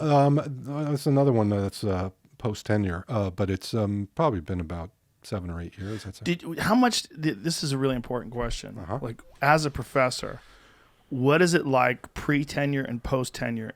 Because it seems to be a night and day difference in terms of freedom and. Right. I overplay that a bit, but everyone this, the does. It's system. not you. Yeah, Everyone. I guess. Yeah, it's a strange whole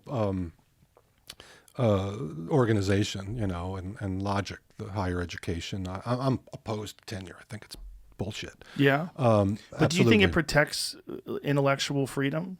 No. In any way? No, I mean, I think there was a time in which we might make that argument, but I don't know. Who else has tenure? What other professions? It's a good question. It's None. insane. No, Yeah. it's like not the real world. And So you think it's in some ways not good because then almost like the intellectual version of being born wealthy, like you have no worries, and so you almost become spoiled. well, okay, yeah, intellectually. no, well, yes, absolutely. I mean, there are arguments that after some faculty get tenure, they shut down or they really aren't Yeah. doing as much research anymore, and there isn't that drive. Right. I mean, it's a whole tiered system. So you get tenure when you move from assistant to associate professor. And then, what you want to get to is full professor, Right. right? And again, that's just a different place in the hierarchy. Yeah. And but does it- that but again, depend it's on all- the I- papers you write, Yeah, books you Books publish. and- I mean, yeah, my humanities, it's getting a couple books out there. Mm-hmm. But yeah, I mean, I can't deny that I felt much freer after I got tenure to explore topics that I would be more hesitant to explore. Like before. which topics in particular? Drugs, Drugs. for sure. Drugs, Yeah. as a research area, full force, going to go into it. Again, because there's a legitimate purpose to a scholarly study of the connections between religion and drugs. It's luckily I'm not the only one who was pursuing this, but it's I believe there are a lot of interesting connections that haven't been made, especially in contemporary American society. The other drug that I'm particularly interested in and seems to get a lot of response is I also include pharmaceuticals and prescription psychoactive drugs as a part of the drugs and religion connection.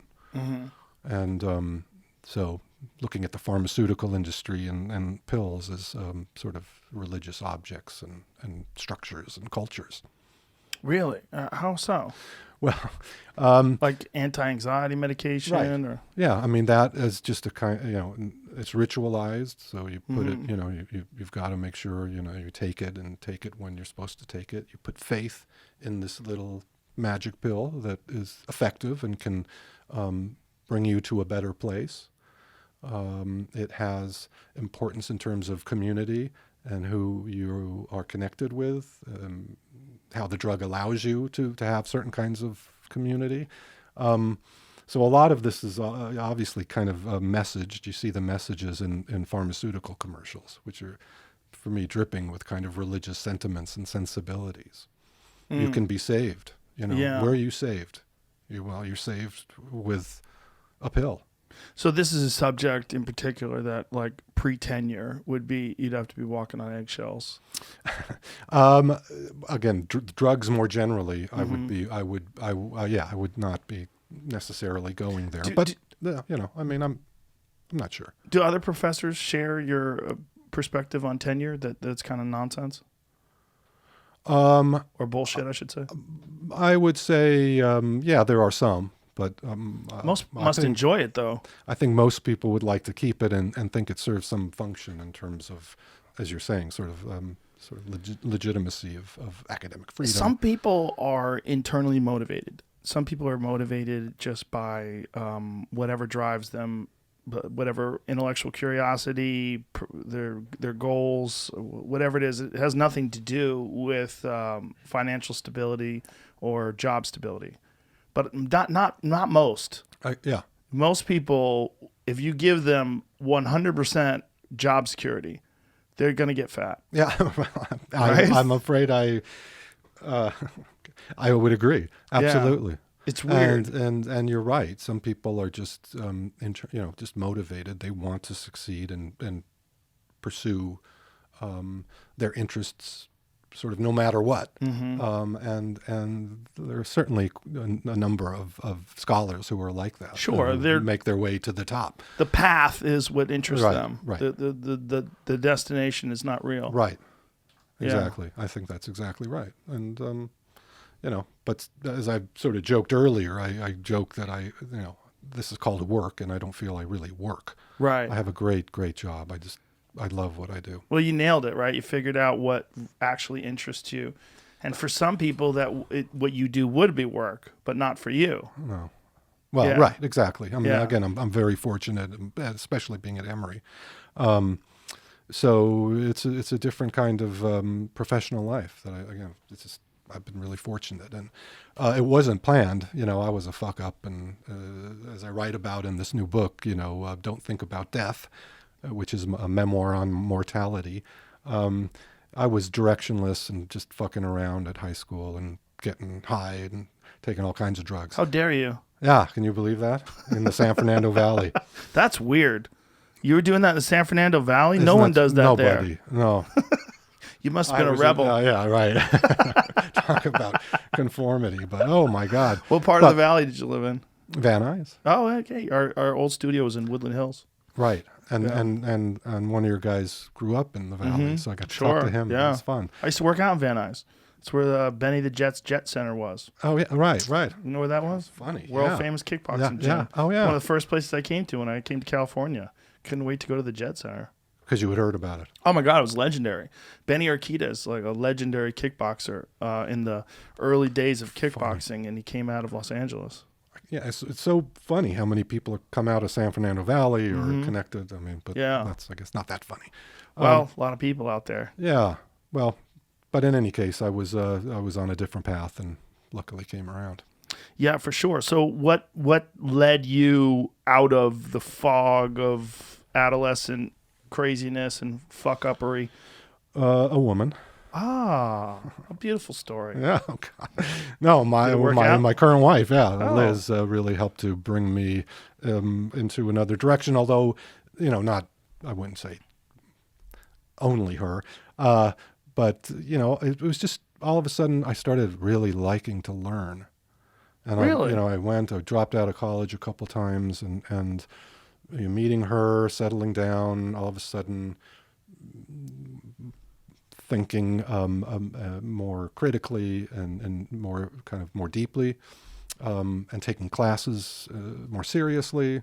So I moved from, usually I was sitting in the back of the room to, the front, as I became a junior and senior in college. So it was essentially just a natural course of progression. You just became naturally more interested in things, naturally more curious, naturally more dedicated to learning. Absolutely. But for some strange reason, I was back then very interested in death. So that was Really? the subject as I was doing my undergraduate work, And, Why death? Well, that's the memoir. I have no idea, but I'll say the memoir starts with me as a young kid, maybe 8 or 9, and waking up in the middle of the night with all this commotion in our house, the small San Fernando Valley house, 3 bedrooms and 1 bath, and then looking down the hallway and seeing, what seemed to be like 50 firemen, but there couldn't have been 50 firemen, so I'm sure there were only a few, who were rushing into our bathroom where my grandfather was. And when he was going into the bath, he had a heart attack and died. And I kind of witnessed that, and they took him out of the bathroom, and that was that. But what really, what's really vivid as a memory associated with this was after the death, the family rabbi came to our house, and I just remember very vividly being in the backyard with him, and he asked me, "Do you know what the meaning of death is?" It's like, Whoa. again, 8 or 9, like, what? I have no idea. And he must have said some things, but the thing that really stood out, and is the title of the book, is him saying, "Don't think about death. Just think about the living and trying to help your father cope with his grief." And, when people ask, when did you start, how did you get onto the topic of death? This early memory seems to stand out, and I utterly failed in the rabbi's advice. And I think at that point really started thinking a lot about death. Well, I don't know if the rabbi's advice was so good. Well, I don't think anybody should ever tell you don't think about anything. absolutely. I mean, don't think about it's blank. the elephant in the room. Yeah. Don't think about the elephant, But I just don't think it's ever good advice. Well, I've come around. Yeah. I Yeah. mean, again, I had a lovely rabbi, and a lovely experience in the temple, even though after my bar mitzvah, I never looked back. How old were you when your grandfather died? I was about 8 or so. 8 or 9. Yeah, well, that's something you would say to an 8-year-old. Mm-hmm. But again, it's not how people how people's brains work. Well, and it's not, being fair to the reality we're all going to have to face. Right, for and sure. like death is just integrated and a part of life, and I think thinking about it and trying to figure it out is valuable. I think ultimately we've been given a bunch of crude tools to deal with an insanely complex issue. Mm-hmm. This finite life form that we find ourselves inhabiting.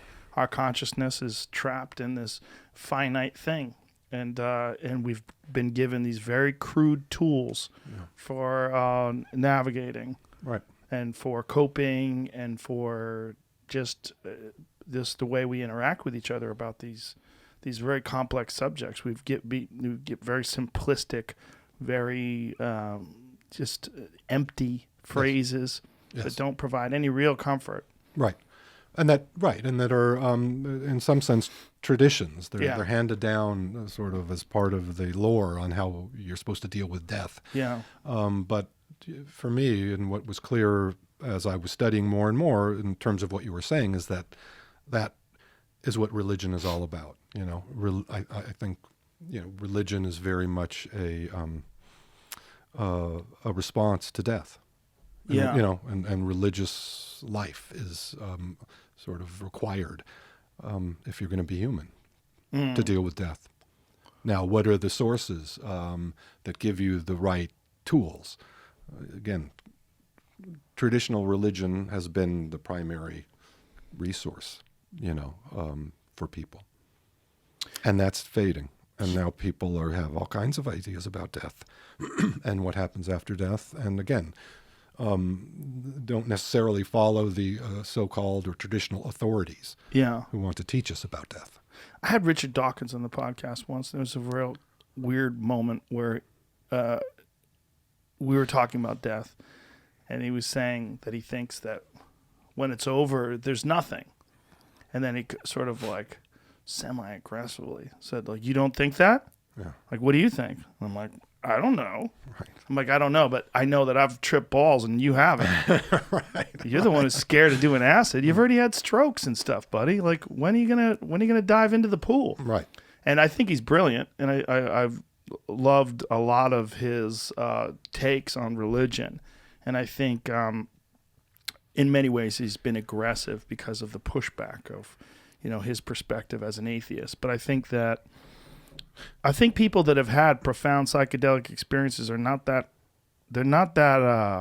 confident, because you didn't know that could exist until you had it, and then once you've had it, you're like, well, I don't know what this is all about.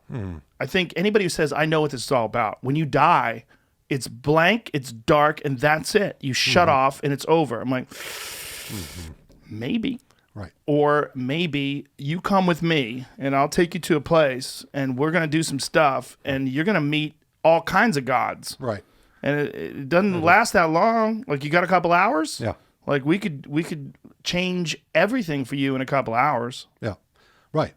It'll completely disrupt and challenge all of your assumptions that you hold so strongly evaporate to. them. Yeah. Yeah. Well, I think that that's what gets me in trouble more than anything. But why does that get you in trouble? Well, when we talk about atheism, because I take this approach again, much more to be provocative, that there are no atheists. We're all religious. Again, Really?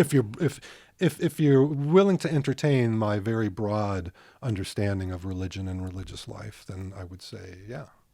Okay, so that's a very broad, because we're not talking about Right. when you're talking about religion in terms of like taking Xanax, you're not talking about a higher power, really. You're not talking about faith in a grand creator that has had some master plan for every single living thing, and they're all interconnected, and the entire universe is all part of his master project.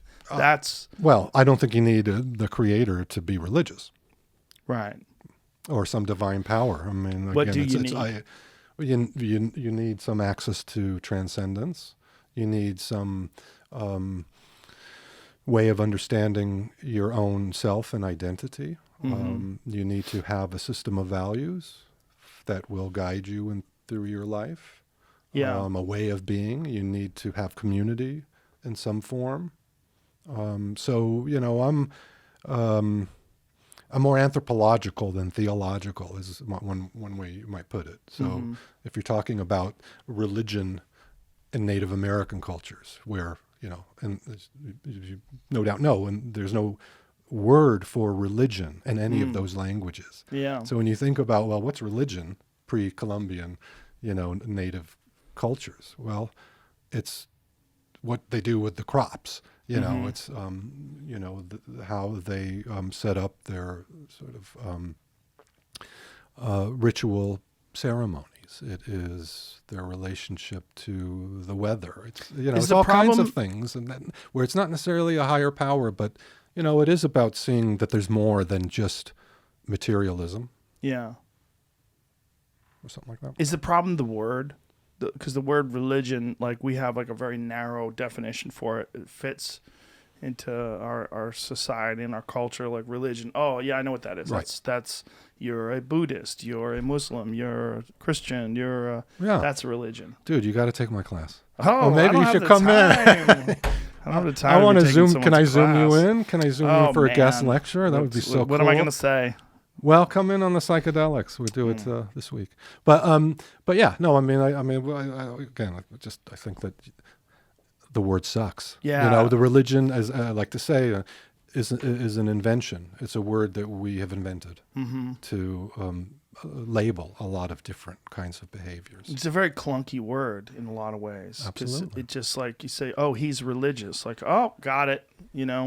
Right. Yeah. All of a sudden, you think you know the person. There was a guy that we've made fun of a bunch on the show who was a pastor to a lot of famous people. He was like the hip young pastor. Who just got busted? Yeah, Or- he just got busted, Oh, right. banging some chick. Yeah. And we made fun of him because I'm like, look, there's no way this guy's religious. This is what I was saying. Because he was wearing these shorts that showed what I called his dick root. Like he wears these shorts that go way low, which you just don't wear your shorts like that unless you want someone to think about your penis. Right. Like that's why you wear your shorts like that. Or maybe in the 70s it would be. But I mean, there's no reason to. Oh, gotcha. Right. Guys who wear their shorts that low, Right. they're being overtly sexual to people that they don't even necessarily know, right? You're trying to, and you want everyone to look at your chiseled body, like this is none of the. There's a reason why monks dress in these like Right. very modest clothes that cover everything. They don't even want to think about their body, Right. and that is a part of the religion of both celebrity and social media. Right. That this guy has got these traditional Christian ideas fused in with the religion of celebrity, in with the religion of social media, and then you're seeing that it doesn't really work because what's the reward for those behaviors? The reward is he wants to fuck. Like that guy, that guy wants people to. That guy wants people to lust after him, and it wound up sabotaging him. Absolutely. Ultimately. Well, absolutely. I think, it's now a morality story of some kind, a moral Yes. tale of Yes. this is a kind of celebrity fame kind of pursuing A trap that goes too. wrong. It's a trap because if you achieve if you're lusting after this attention and this sexual praise, and you want people to lust after you, you also want them to think of you as being someone who is more enlightened than everyone else, which is why you're willing to stand in front of them and give these emotional, profound sermons in the first place that resonates with all these lost young people. Right. Well, right. And historically, there's a lot of overlap between sort of celebrity and religious preaching. People like Billy Sunday or Sure. Others that the religious leader becomes a celebrity, and so those lines get blurred, and it all becomes entertainment. Which for celebrities, there's a need for that because they feel very lost and disconnected because they've achieved the thing that they've always desired, and they still feel lost. Like everyone looks at certain celebrities and go, "Oh my God, you've made it! Your life must be heaven." And they're depressed and all fucked up, and we don't have any sympathy for them. Right. There's no one who's going to be sympathetic to Justin Bieber with fucking $300 million in the bank and having sex with anybody who wants to. Like, fuck you for being depressed, you little piece of shit. Right. You've been famous your whole life. But for him, it's probably very confusing because, first of all, particularly like the really young people who became famous while they were young. Like I had Miley Cyrus on, who I think is incredibly talented, brilliantly talented. Her voice is fantastic. I mean, so soulful, but she got famous when she was 12. Yeah. I have a 12-year-old, man. I can't even imagine. I can't imagine being the boss and filling arenas when you're 12. Right. It's madness. Right. And no one survives it. Right. They don't, I mean, maybe a few have gotten through it and they're sane, but most of them don't. And that's where celebrity preachers come in, where someone can harness your celebrity and it boosts them up, and they can also provide you maybe if it's disingenuous, but some sort of a structure that makes you feel like there's more that you can cling to something that's going to make sense of this all, and that something is Jesus, or Muhammad, or whatever it is that you cling to, whatever structure that you cling to, Buddha, whatever it is, and that can be exploited, you know, especially in those situations. I think because of what you were saying, sort of a gap or absence of, oh God, I got here, and is this all there is? Well, I And- think with the children in particular, because it's not, oh God, I got there. It's I've never been normal. Yeah, well, that especially. It's like having cement, but you've never added water. Right. Like it's never, there's something missing. Yeah, well, You didn't grow up. right. And many of them don't They don't survive. make it. They don't survive, and obviously drugs can be one way to It's the most common way. deal. Yeah. Try to deal. Yeah, I'm well aware of a lot of people in the whole Hollywood show business world that grew up famous, and almost none of them survived. Yeah. Yeah. Rob Lowe did, though. Rob Lowe got famous real young. He's super normal. Right. He might be like one of the only ones I've ever met, and I've hung out with him. Right. And I've hung out also, more importantly, with him and his son, who's also really normal, really well adjusted. But he also got clean and sober early on. Right. Yeah. So yeah, I mean, He made it. But He's there's also very few. He's also very beautiful. Yeah, I mean, it's probably And easy to be Rob Lowe, right? Imagine. and he's got to be what? He's 40, 30? No, he's older than that. He's I believe he's closer to older than 50? me. I'm 53. I believe Rob's Oh, really? 55. Yeah. Okay. Well, Anyway, there you go. He's one of the few that Yeah. got famous very young and has navigated it through with grace. But I think the ones that are children that grow up child stars, the ones on the Mickey Mouse show and that kind of shit. Yeah. Good luck. no, I mean that's So they brutal. find these celebrity preachers. This is often what happens. Yeah. They find gurus. They That's find it, yeah. celebrity preachers. right. Yeah, someone who tries to make sense of things for Who them. do we look for to put our faith in? And that's that there too is a pretty common universal aspect of human life. And the we problem gotta have is- something to believe in. Those poor gurus, they fall into the trap too, because now they can leech off the success of these famous people and become famous themselves. Right. And maybe they haven't really immunized themselves, inoculated themselves to the power of celebrity. Sure. It's a very intoxicating drug.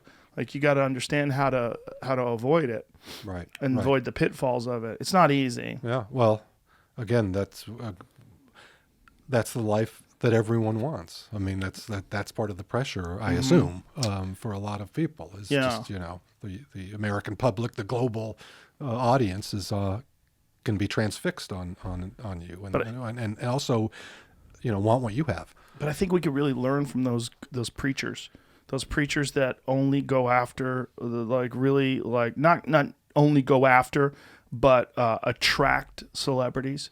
Like there's something to that weird sort of parasitic genre Right. of preacher. Right. No, I agree. I think it's ripe for study. I'm not Yes. sure there's been any kinds of. They should. Well, I'm certainly. I mean, Maybe you should write a book We've on seen that. Well, I'm sticking with drugs, man. For That's now, a I don't want to drug. go. Well, Celebrity's a drug. Intoxication. Yeah. This is Yeah. sort of what we're after Into in some form. celebrity, I think there's a drug there's several drugs that are mixed together in sort of a concoction. There's a drug of celebrity, which for sure is a drug, and then there's also a drug in being the person who has the answers. Definitely. And there's Yep. something that people do when they convince other people that they have the answers, that it elevates their mood and their perspective. There's like some weird guru drug. Yeah. So there's the guru drug, and then there's the celebrity drug. We're identifying a whole nexus of drug. And with that guy, it was the sex drug, because he's a beautiful man. He's a handsome, tall, ripped, shredded preacher guy. Right. There's a lot of drugs going on there. Well, and I wonder how extensive it all was. for him. Extensive? Well, in terms of his, whatever kinds of activities he was engaged in that got him in all this trouble. And I think with people like, and this is where I'm going to give a simplistic perspective. I think he could have benefited from real drugs. So I think a person who's involved in those three weird drugs they've really, really could have benefited from psychedelics. Yeah. Because psychedelics would have let you say, hey, do you see what you're doing? Because I see what you're doing. Right.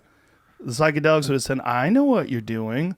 You're pretending. You're Right. pretending to be profound. You're pretending to be pious. You're pretending to be enlightened.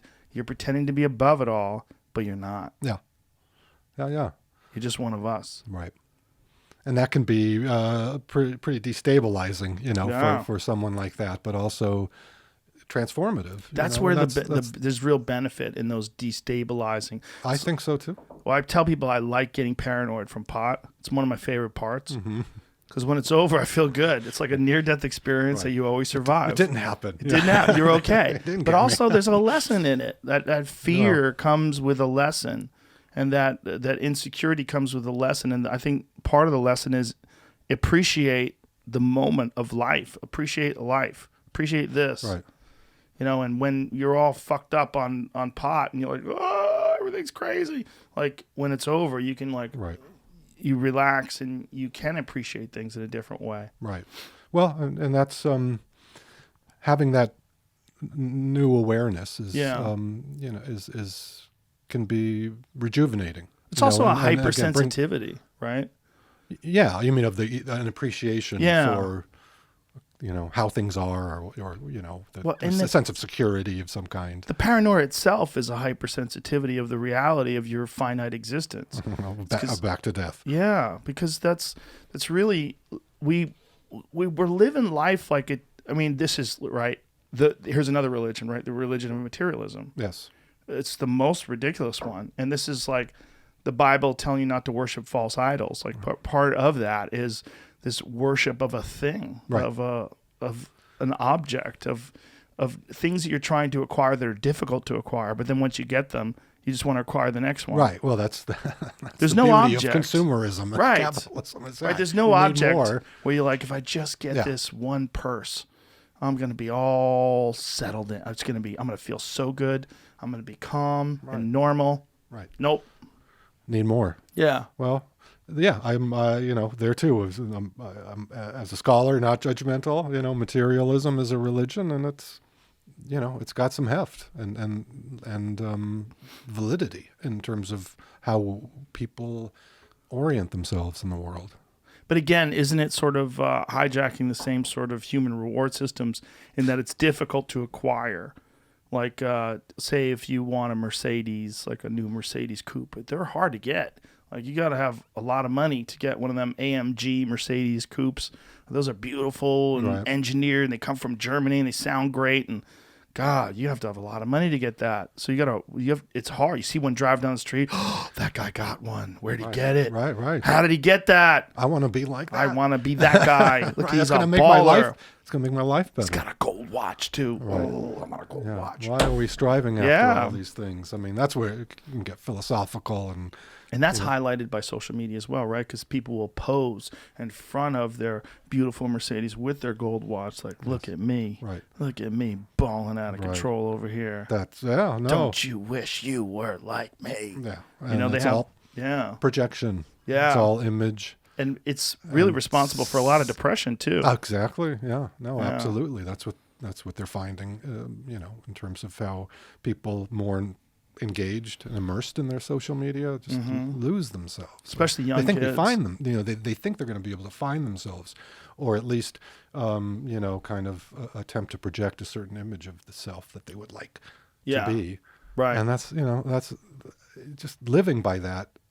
I think is debilitating in terms of a person's sense of ego, confidence, who they are, in real life. Do you think that there's a religion, or not a religion, but a framework or a structure that maybe someone could develop in order to successfully, like, classes in the pitfalls of all of these things that we're talking about? Materialism, social media, that there's maybe a religion that can be developed to deal with the modern time. The modern times pitfalls of the problems and trials and tribulations that we're dealing with today, they're not worse than famine. I mean, I'm in the middle of, how do you say his name? Noah Yuval Harari. How do you say his name? The guy who wrote Sapiens? Yuval Noah Harari. Right. Homo Deus is this book that I'm in the middle of now.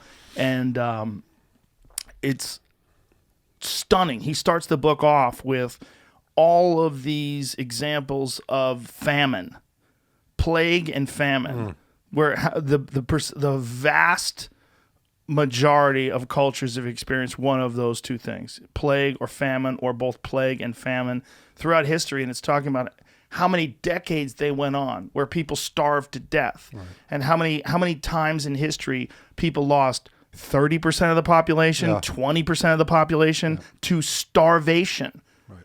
I mean, it's madness, the things that people had to deal with today. So in terms of like what we have to, our trials and tribulations, our biology survives far easier today. Yes. But maybe our consciousness is just as vulnerable now as it's ever been before, if not more. Right. But the problems aren't as big, but we think they are because they're the only problems we know. Right. Yeah, and consciousness is just trying to, understand its surrounding in some way. And the surroundings are pretty complex. It's not just a matter of food for survival or something, or shelter. They're weird problems. Yeah. It's what we think are real problems, but are inconveniences or some difficulties, and some obviously lots of serious problems. But I mean, I think, we don't have the tools, the intellectual, religious, spiritual, mental tools in terms of dealing with all of these so-called problems that surround us. What? Yeah. Go, please. Well, I was just thinking, but we're in the middle of this pandemic and whatever, we're getting close to 300,000 dead, and that has the feel, I mean, of some kind of mass death event as well, and how that will affect our consciousness as the deaths continue will be interesting. Have more people died from cigarettes during this pandemic than have died from COVID? That I don't know. Well, don't like 500,000 people die every year from cigarettes? And aren't we at about 8 months in? We're about 8 months in. Yeah, so wouldn't that mean we're probably neck and neck with cigarettes? Well, I mean, there are a lot of different causes of death, that you can point to. This seems to be, again, of a different kind of order. For certainly because it's non-voluntary, right? Right. Like, it's not of your own decision to smoke something that has been clearly labeled a carcinogen. Right, and it's mysterious. And, we're not sure what the virus is or how it's going. But again, in terms of going off what you were saying, I'm just sort of wondering how our collective consciousness is going to be, dealing with our ideas about death, and sort of questions around sort of social responses in the face of this kind of event. Yeah, well, this is an issue that we haven't overcome before. It's a new thing. It's novel. One of the weird things about people is it doesn't help to tell people that, well, compared to other times and other generations, we have it easy. Because as hard as you have it today, the worst that happens to you today is still the worst that happens to you. And that's all that we understand. Right. We don't really understand. Like, I'm telling people about famine, like when I was explaining the Harari book, no one is going, oh my God, now I get it. Now I'm going to not think about social media, and I'm going to be happy that I can just go to In-N-Out and get a burger. Right. They're not going to think that way. No one, that has worked on 0 people. From me saying that to these people hearing it, no one has had a light bulb go off like, of course. There's no famine now. I feel much better. Yeah, right. Thank you. Right. No, it doesn't work that way. It doesn't work. Yeah. People only understand what's the worst thing to happen to them. Right. That's why spoiled people scream and yell over nothing. You're like, oh my God, you're so spoiled. But we're looking at it the wrong way. That's just the worst thing that's ever happened to them. Right. You know? And that's the only thing they know. And, yes. And how do you break people out of that very insular understanding of the difficulties of life in the 21st Do you have children? century? Yeah. You know what it's like when kids are young and they think it's the end of the world. Like, one of my daughters is 10, the other one's 12. The 12-year-old ate a couple of pieces of the 10-year-old's Halloween candy. And oh my God, was there chaos in my house yesterday. Oh boy. Yeah. Chaos and screaming. My 10-year-old, she doesn't take any bullshit. She gets mad and she starts screaming. I'm like, Jesus Christ, it's candy. It's just candy. This is not, and it takes a while, and I don't think they really ever understand how good they have it. It's hard for people. If that's the worst thing that's happening, they think it's the worst thing. They think it's like a real bad thing. Right. The perspective is so difficult to achieve, and to lift above and look at it from Yeah, exactly. And a parent isn't necessarily going to help. Barely. I mean, barely. maybe in the long run that can turn out. But yeah, Seems like I mean, you could talk to them and then let them blow off steam, but that's no. Well, look, that's kids, right? And as I was saying, when they start transitioning into adulthood, that's when things really come to the fore, and Sure. they start thinking about who they are and how they are. Yeah, and the difficulties get greater and weirder, and then with time, those seem minuscule. Like I remember when I was 18, my girlfriend broke up with me. I thought it was the end of the world. I couldn't believe it. Oh my God, I've never been so sad, so depressed. Right. And then like a couple years later, I'm like, thank God, Right. she's so crazy. Like, what was I thinking? Like, Right. I was in the middle of this terrible relationship, and I didn't even understand it. Right. Well, and it sort of goes back to something you said earlier about, how we don't know how to deal with our own struggles or difficulties. Yes. We just don't We know can't how to until we go hit 'em. to the other side. Right.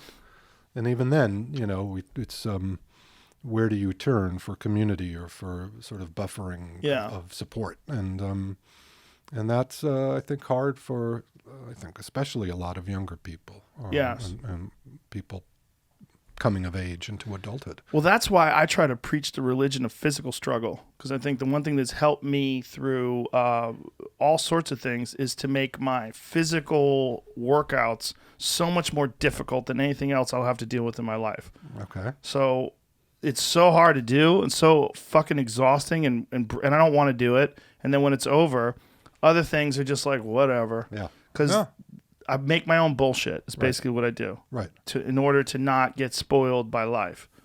And I think there's a real lesson to learn in there, and I've learned it from other people. Right. It's not like something I figured out on my own, but I've pieced it together in a way that works for me. And I think that whether it's yoga or even mental things, whether it's playing chess or meditation or something, it's more difficult than regular difficulties. Right.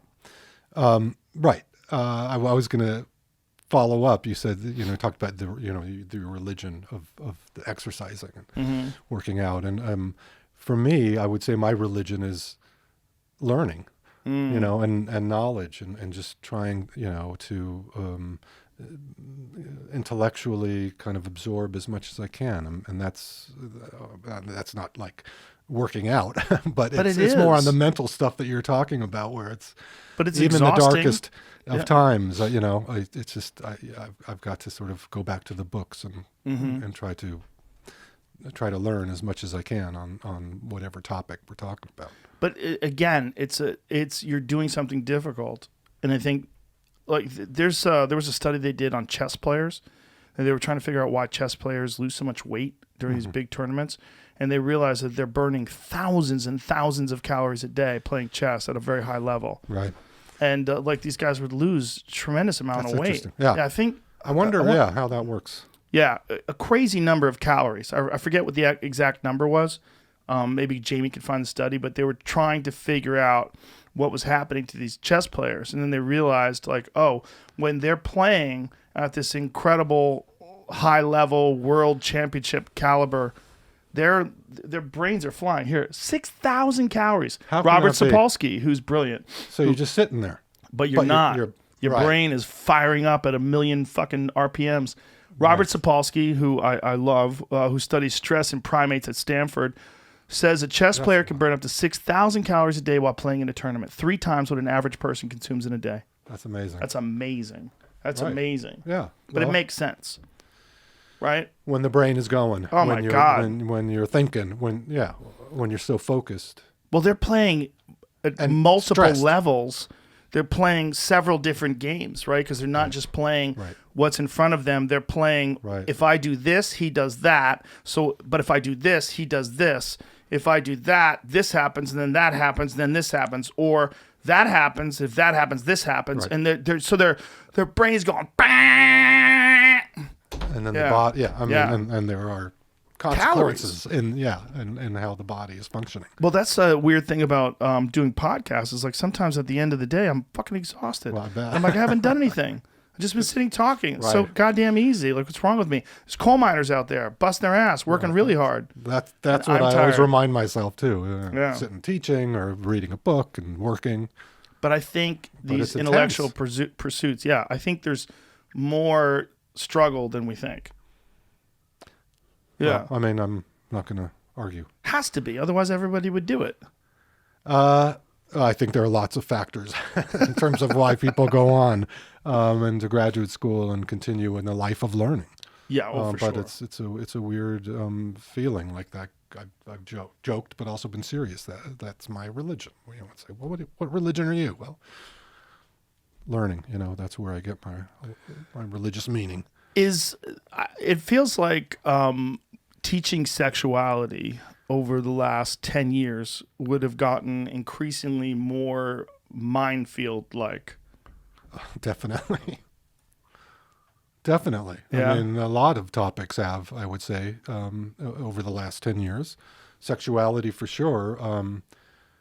But I do. I mean, I get off getting into the topic, and especially in this kind of, with this kind of purpose. You know, how can I blow students' minds around the topic? And I'm, you know, you have to be fully aware of the various sensitivities that might be out there with students. And I'm. How do you I address always, those, though? Well, I When you mean, say- it's just, you know, I'm going to be covering some very touchy topics, and if you aren't able to deal with that, you shouldn't be in the class. like what seems to be the most touchy? Or what's an example of a particularly touchy subject? Well, in the death, for sure, the death class would be suicide. Mm-hmm. You know, that's just one that have really tiptoed around until recently. Tiptoed also. Tiptoe, because I don't want to talk about suicide. It's Really? It's kind of weird, but I've had this aversion to having that really be a topic in my class until recently, and that's I think that had a lot to do with a feeling of I'm not fully prepared or trained to deal with students who were really struggling with suicide, and I would feel that would open that up. So, But I've changed in the last couple of years. It's like, you know, there are too many suicides. The numbers have gone up. And, you know, I mean, I think it's an important topic.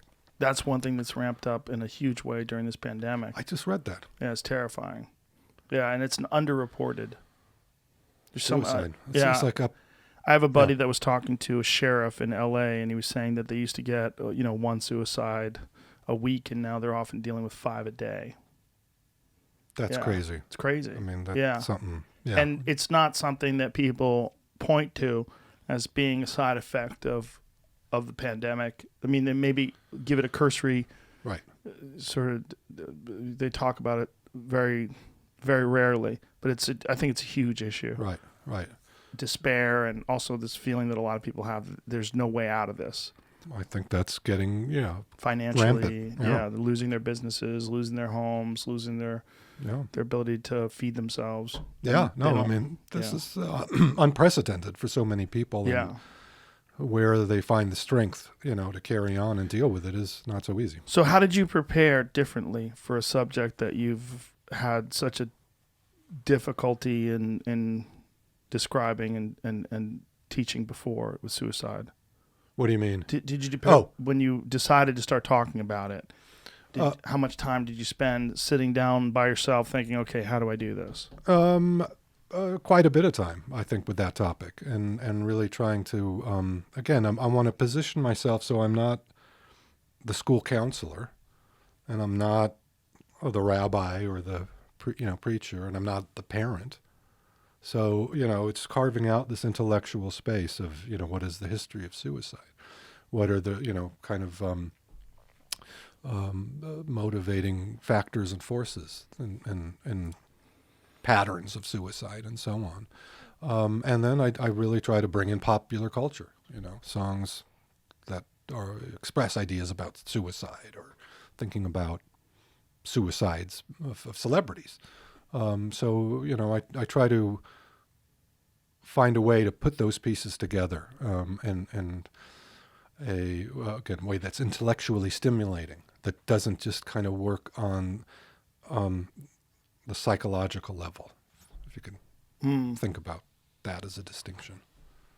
The psychological level. Yeah. There's so many different reasons. Right. Yeah. I mean, as silly as it sounds, I mean, my goal is to sort of depersonalize. I try to keep personal experiences and feelings out of the class. That doesn't sound silly at all. Well, it's hard to do, obviously, and they do creep in and find expression, but still, it's with these topics. That's the game plan. Yeah. How long have you been doing the suicide discussions? Well, it really past few years, as I've seen these, and as I've heard from students who, I mean, this is really a key reason. It's just the number of students who came into my office telling me about someone they knew who committed suicide. I mean, it was just, again, like 3 or 4 years ago when I would have more and more students, just talking about it. And again, the death class opens up that space where they can feel they can come in and want to talk about it. Were you worried about not doing it justice? Were you worried about pushback? Like what was the fear of not discussing this previously? That there were students who might be suicidal. And that you might class. somehow or another Trigger it. Wow. Well, I mean, again, it may be an overblown fear, but no, it's a responsible fear. I think you're being very responsible thinking that way. It's just, for so long, I knew it was the topic. I intentionally I want to kind of go there, and but as I said, it's changed just because the dynamics have changed with I think young people and suicide. Yeah. How has that evolved over the few years that you've been teaching it? I think I've grown more comfortable with it mostly as a important element of the class, and I can see students being willing to engage in the topic. I think in ways that I imagine would not have been similar earlier. I like to go after the taboo topics where I know kind of students are already considering and reflecting on them, even though they don't have an outlet for really intellectual kind of consideration, really removing themselves from whatever they, personally think about suicide or homosexuality or whatever. And allow them to kind of, again, learn history, learn about different cultures, and I try to provoke them as much as I can to get them to really think outside the box, but also to sort of dig in to their own abilities to figure some things out. When you're teaching a subject like that, the first day, when you've been thinking about doing it for so long but not wanting to trigger people, the first day you did it, that had to be a very unique kind of class for you. Well, it was. I mean, I think just the hesitancy from before and then bringing it up. This class has 200 to 300 students, so it's not like me and Right. 12 people. Right. It's a very the part of that setting forces me to kind of think about what. Oops. That's me. Okay. It forces me to think about delivery, because it's not going to be so interactive. And so that, when I really went into the class with that topic, I felt like I was able to really convey the points I wanted to get across and get them to, which is the most important thing, even in a class that size, is to feel like they could chill and kind of relax and talk about the topic without feeling, pressures from anyone or feeling anything's taboo and can't be said. Do you get questions from students during your lectures on this? Well, generally, yeah. I mean, You open it up yeah, to absolutely. what's a common question that they have when it comes to suicide?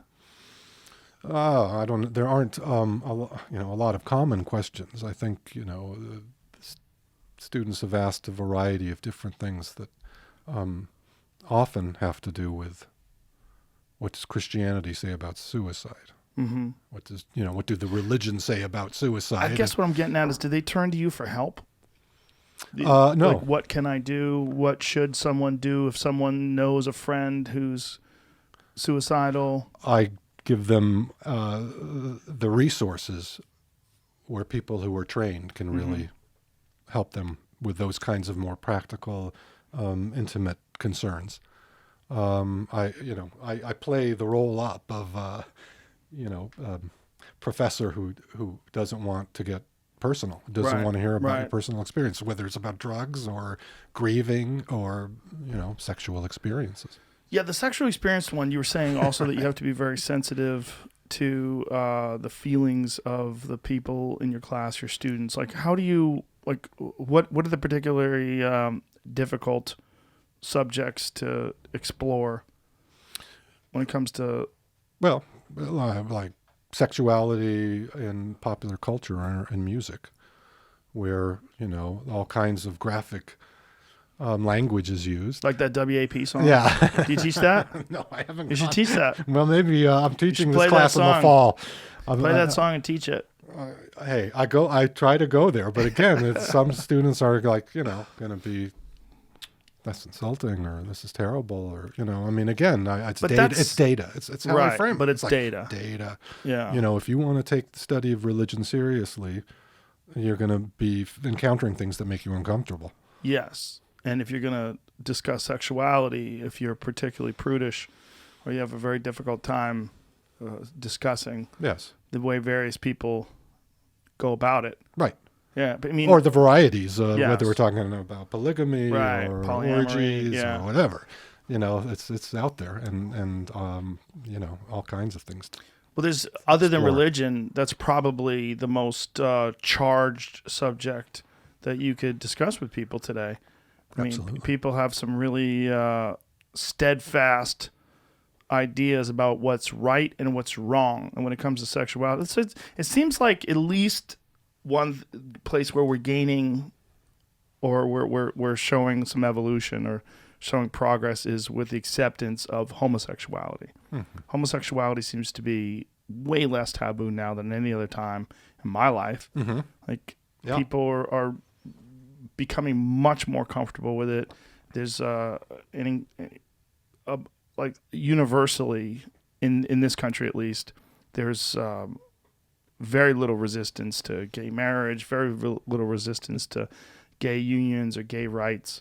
That's all changed. Yeah, it's all changed. And, yeah. When I was a kid, it was I mean, you were a kid the same time I was a kid, but when we were young, I remember I lived in San Francisco from the time I was 7 till I was 11. Yeah. So I was around a lot of gay people, and my next door neighbors.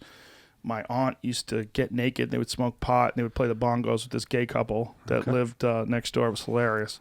I was just around it. It was sounds like normal. Yeah. And then we moved from there to Gainesville, Florida, which is really like the universe throwing me a curveball. And I had this friend, and his dad was really mad that gay people were getting married. And he threw the newspaper down on the table and was like, I can't fucking believe this. And I was like, what is he so upset about? I don't understand it. And he was mad that gay people were going to be allowed to get married. Yeah. And I remember thinking, wow, what a dummy. And I was 11. I was like, here's this grown man, 30 years old, freaking out about some stupid shit. Right. Like, I didn't understand. It didn't make sense to me. Like, it was normal to me. But I think those people are really rare now. People like him, they're much more rare than they were when I was 11. Absolutely. Yeah. No, Yeah. there's been a big, huge sea change in attitudes. Yeah. And that's, led to a lot of conflict and Sure. aspects of the culture wars. But still, I would agree, absolutely. Most people have come around on that. Do you discuss that kind of stuff, like this, the evolution of our ideas about sexuality? Sure, yeah, And- definitely. I mean, I try to as a part of it, but for me, sexuality is, it's not just sex. It's Right. gender and Religion. family and reproduction Yeah. and religion. So it's a broad gender, it's a broad category. Absolutely. But in America, especially when you move outside of, the traditional man and woman having sex in the missionary position You go to death. for, you go to hell. for reproduction. As soon for as the you move purpose outside of that, you're going to hell. No, going straight to hell. That's right. So, that is the dominant ideal as, has gone by the wayside. I mean, it is certainly the ideal for many, but sexuality in America today is fast and furious. Right, but if you think that that's the ideal, then you're a freak all of a sudden. Right. Well, Now, right. right? Well, I mean, surely that's part of, these shifts in attitudes. That's what's interesting to me. Who's the authority to tell us Yeah, what is right or wrong? for sure. And then also the hypocrites. Like there's so many people that we have looked at as these religious leaders, and it turns out, oh, these guys are freaks. They're perverted. Yeah. Yeah. Well, Oh, yeah. And where I've read, I don't know where the study is, but viewing pornography is kind of the highest in the Bible Belt. Oh, yeah. That's what so again, it's like Makes sense. well. If you what's know, again that discrepancy is like, well, what's really sacred to you? right. Yeah. Jesus on Sunday, or what you're doing. Or gangbang porn. Yeah, right. I mean, whatever Yeah. porn shop you're going to. Yeah. So people like to project and say who they are, and they have other. Yes, they interests. like to project. Yeah, that's a good way of putting it. They do like to project. They like to pretend. They like to Right. make believe. Do you discuss the type of pornography that people view and how that has sort of changed? Well, I mean, I write about pornography in that book, Sacred Matters. I have a chapter on sexuality, and I write about deep throat. And Did you just swallow? yeah, It's like sound effects. Sound effects in this am I show. really going to say that? Deep throat.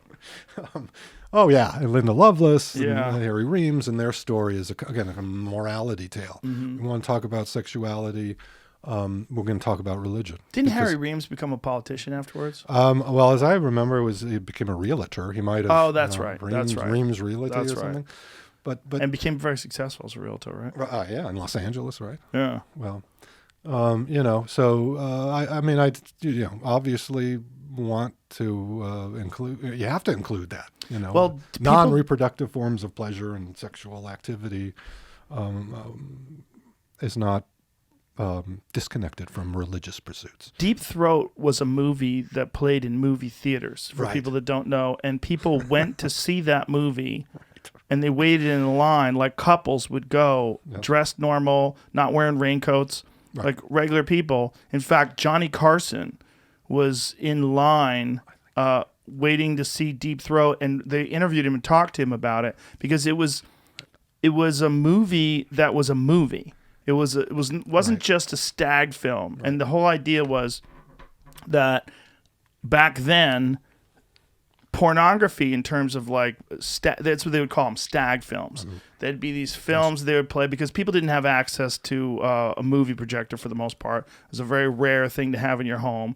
So for people like to play those things, they'd have to get together with a bunch of guys at a party. Like when a guy was about to get married, look at this. This is what you're gonna do. We're gonna watch people fuck. Right. And those films, if you've ever seen them, they're really weird. Like Very the films weird. from the beginning of the 20th century. Yeah. Very strange. No, the history of pornography is fascinating. And there's I remember watching this thing on Deep Throat, and then I just remember very clearly Johnny Carson getting interviewed talking about I remember that. yeah. Do you know what I'm talking about, Jamie? I typed in Johnny Carson and I found an article that says Ed McMahon, his sidekick, was such a fan of the movie he showed up with 6 friends and a case of beer. That's not fake news.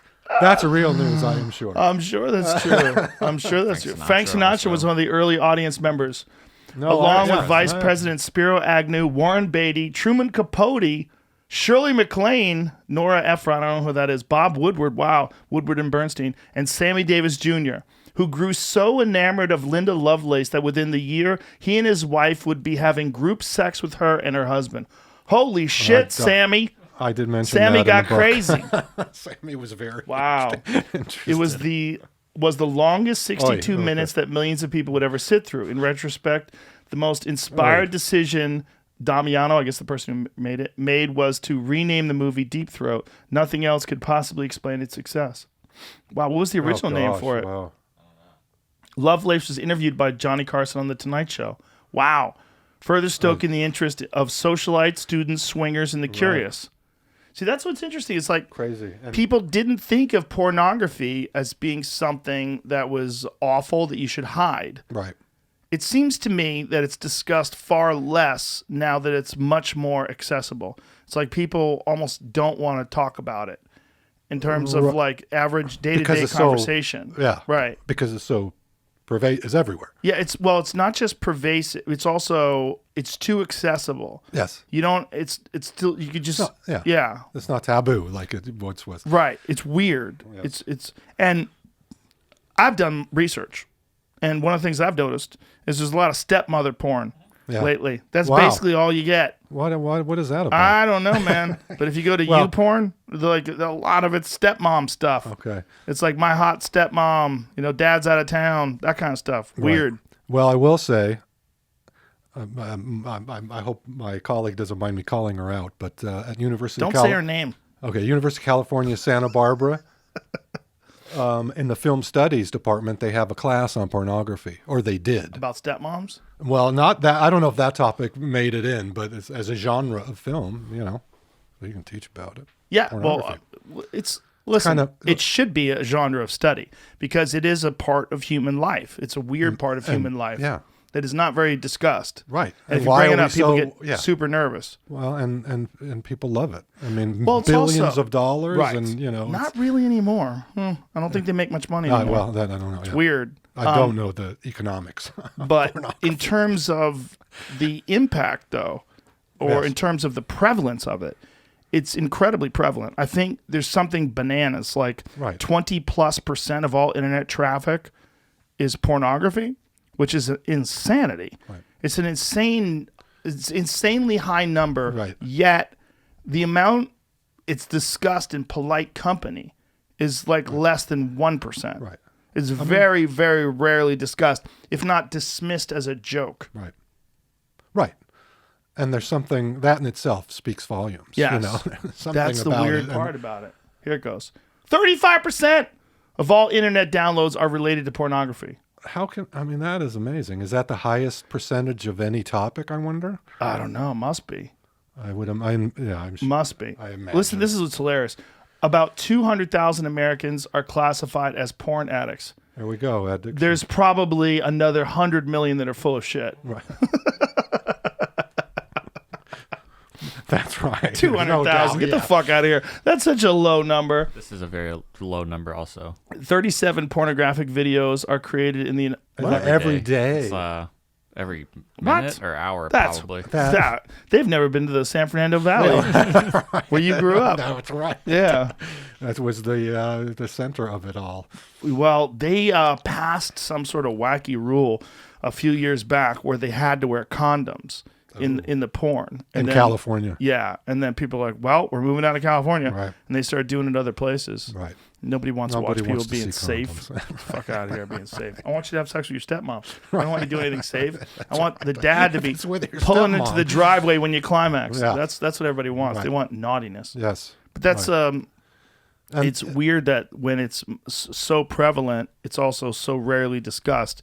And just as a topic of a class, like that would be a very interesting thing to discuss, just in terms of human nature and psychology. Sure, and history. I'm thinking about that. Yeah. The other, if we're really going to be talking about this, the other understudied topic that's starting to get more study is the orgasm, right? And thinking about mystical experiences or certain kinds of ego-dissolving aspects of human life. It's in there, and I teach about that as well, in both the death class and the sexuality class, right? Do you discuss tantric? Well, some. My training is in American religious history, but in these courses, I do try to very superficially, talk about different religious cultures, and certainly tantric.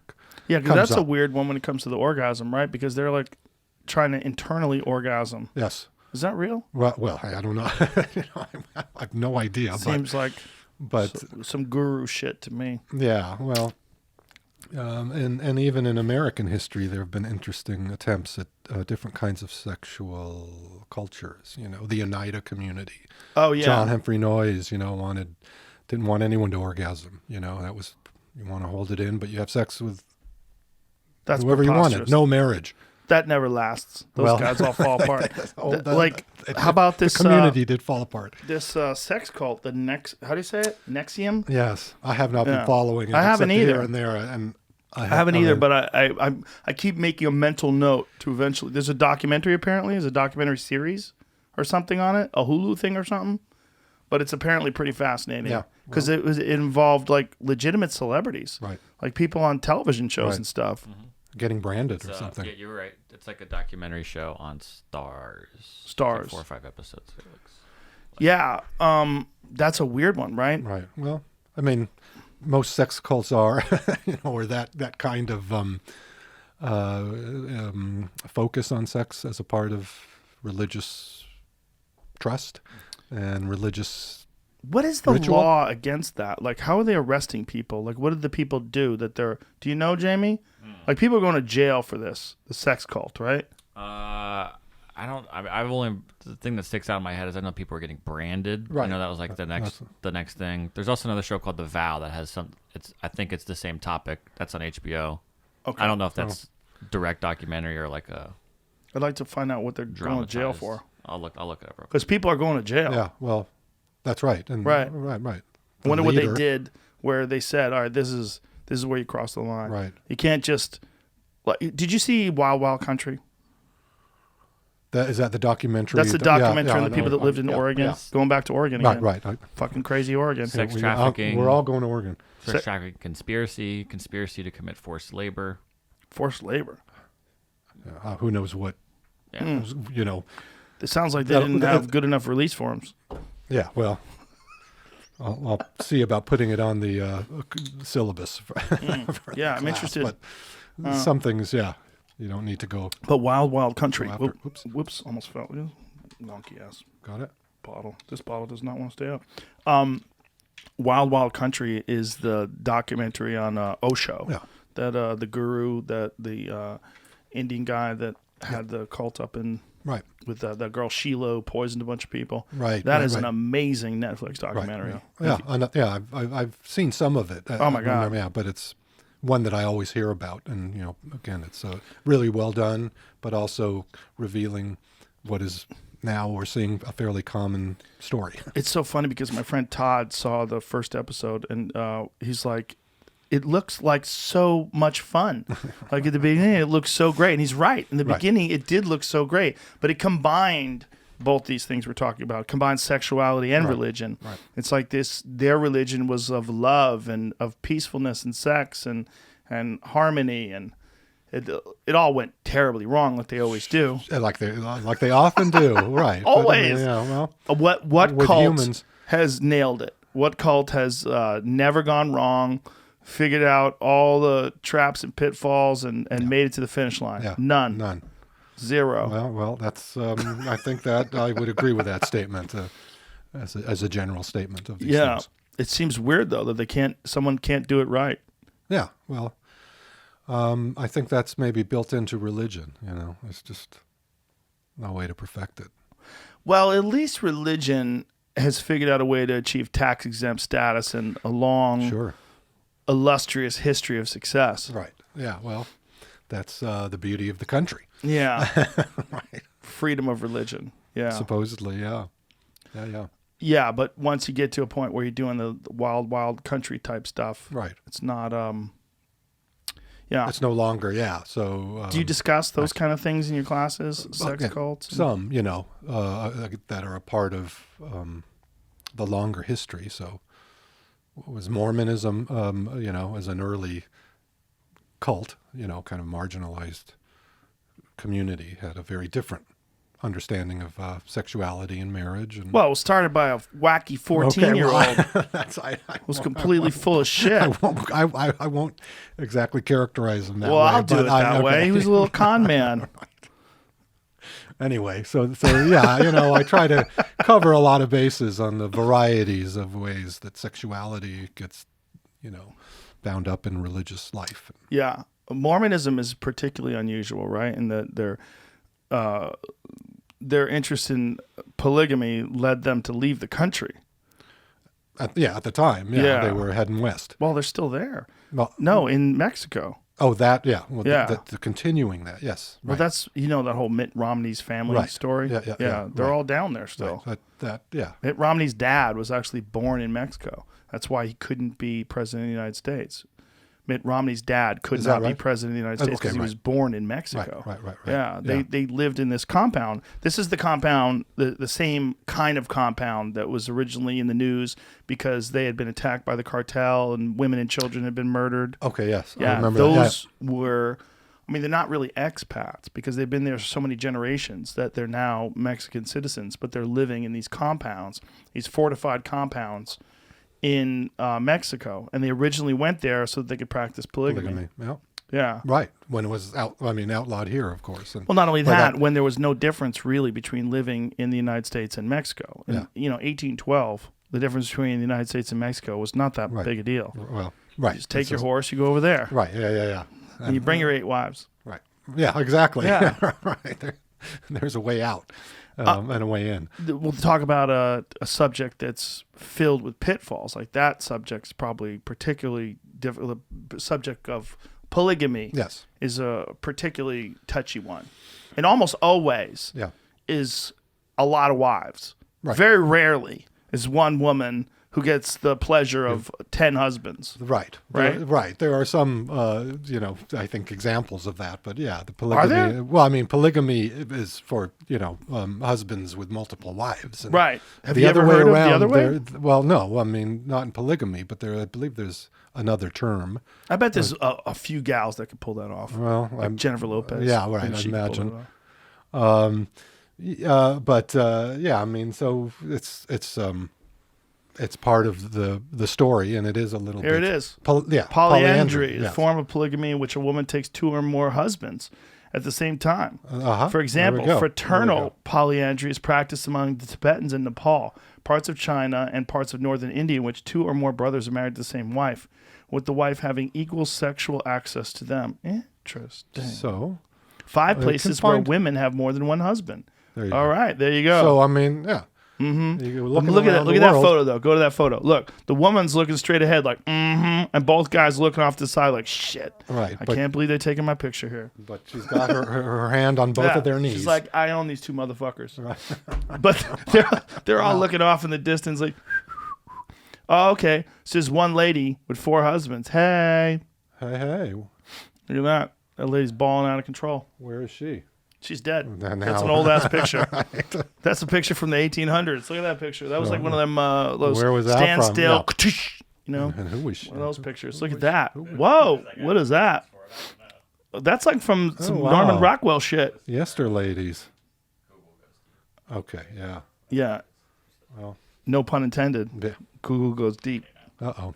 Anyway, listen, man, I've really enjoyed talking to you. It's a fascinating series of subjects we brought up here. Loved it. So you're in the middle of writing a book right now. Yes. What is the book? It's on religion and drugs. Do you have So a title for Not it? yet. No? I'm Not playing yet? around with some things, but But if people want to read your past work, what can they read? they can read any of the books. They can go to my website, GaryLaderman.com, and you can see the books. One I mentioned a couple times called Sacred Matters. And then this new book is on death, and it's called, as I said, Don't Think About Death, a memoir on mortality. You can look me up. There'll be other things that I've written that are on the web. But Do you have social media? yeah. What do you have? Well, I'm play around on Facebook and Twitter and Do you have an Instagram? Instagram. Yeah. Okay. What is it? Tell At Gary Laderman. And same as Twitter? Gary Laderman on Yes. Twitter as well? Yep. Okay. All right. On Facebook, and I'm around. Well, thank you, Gary. I really enjoyed talking to you, man. Thank you so much, Joe. It was really fun. I had a great time. All I right. appreciate Awesome. it. Beautiful. All right. Thanks. Bye, everybody. All right.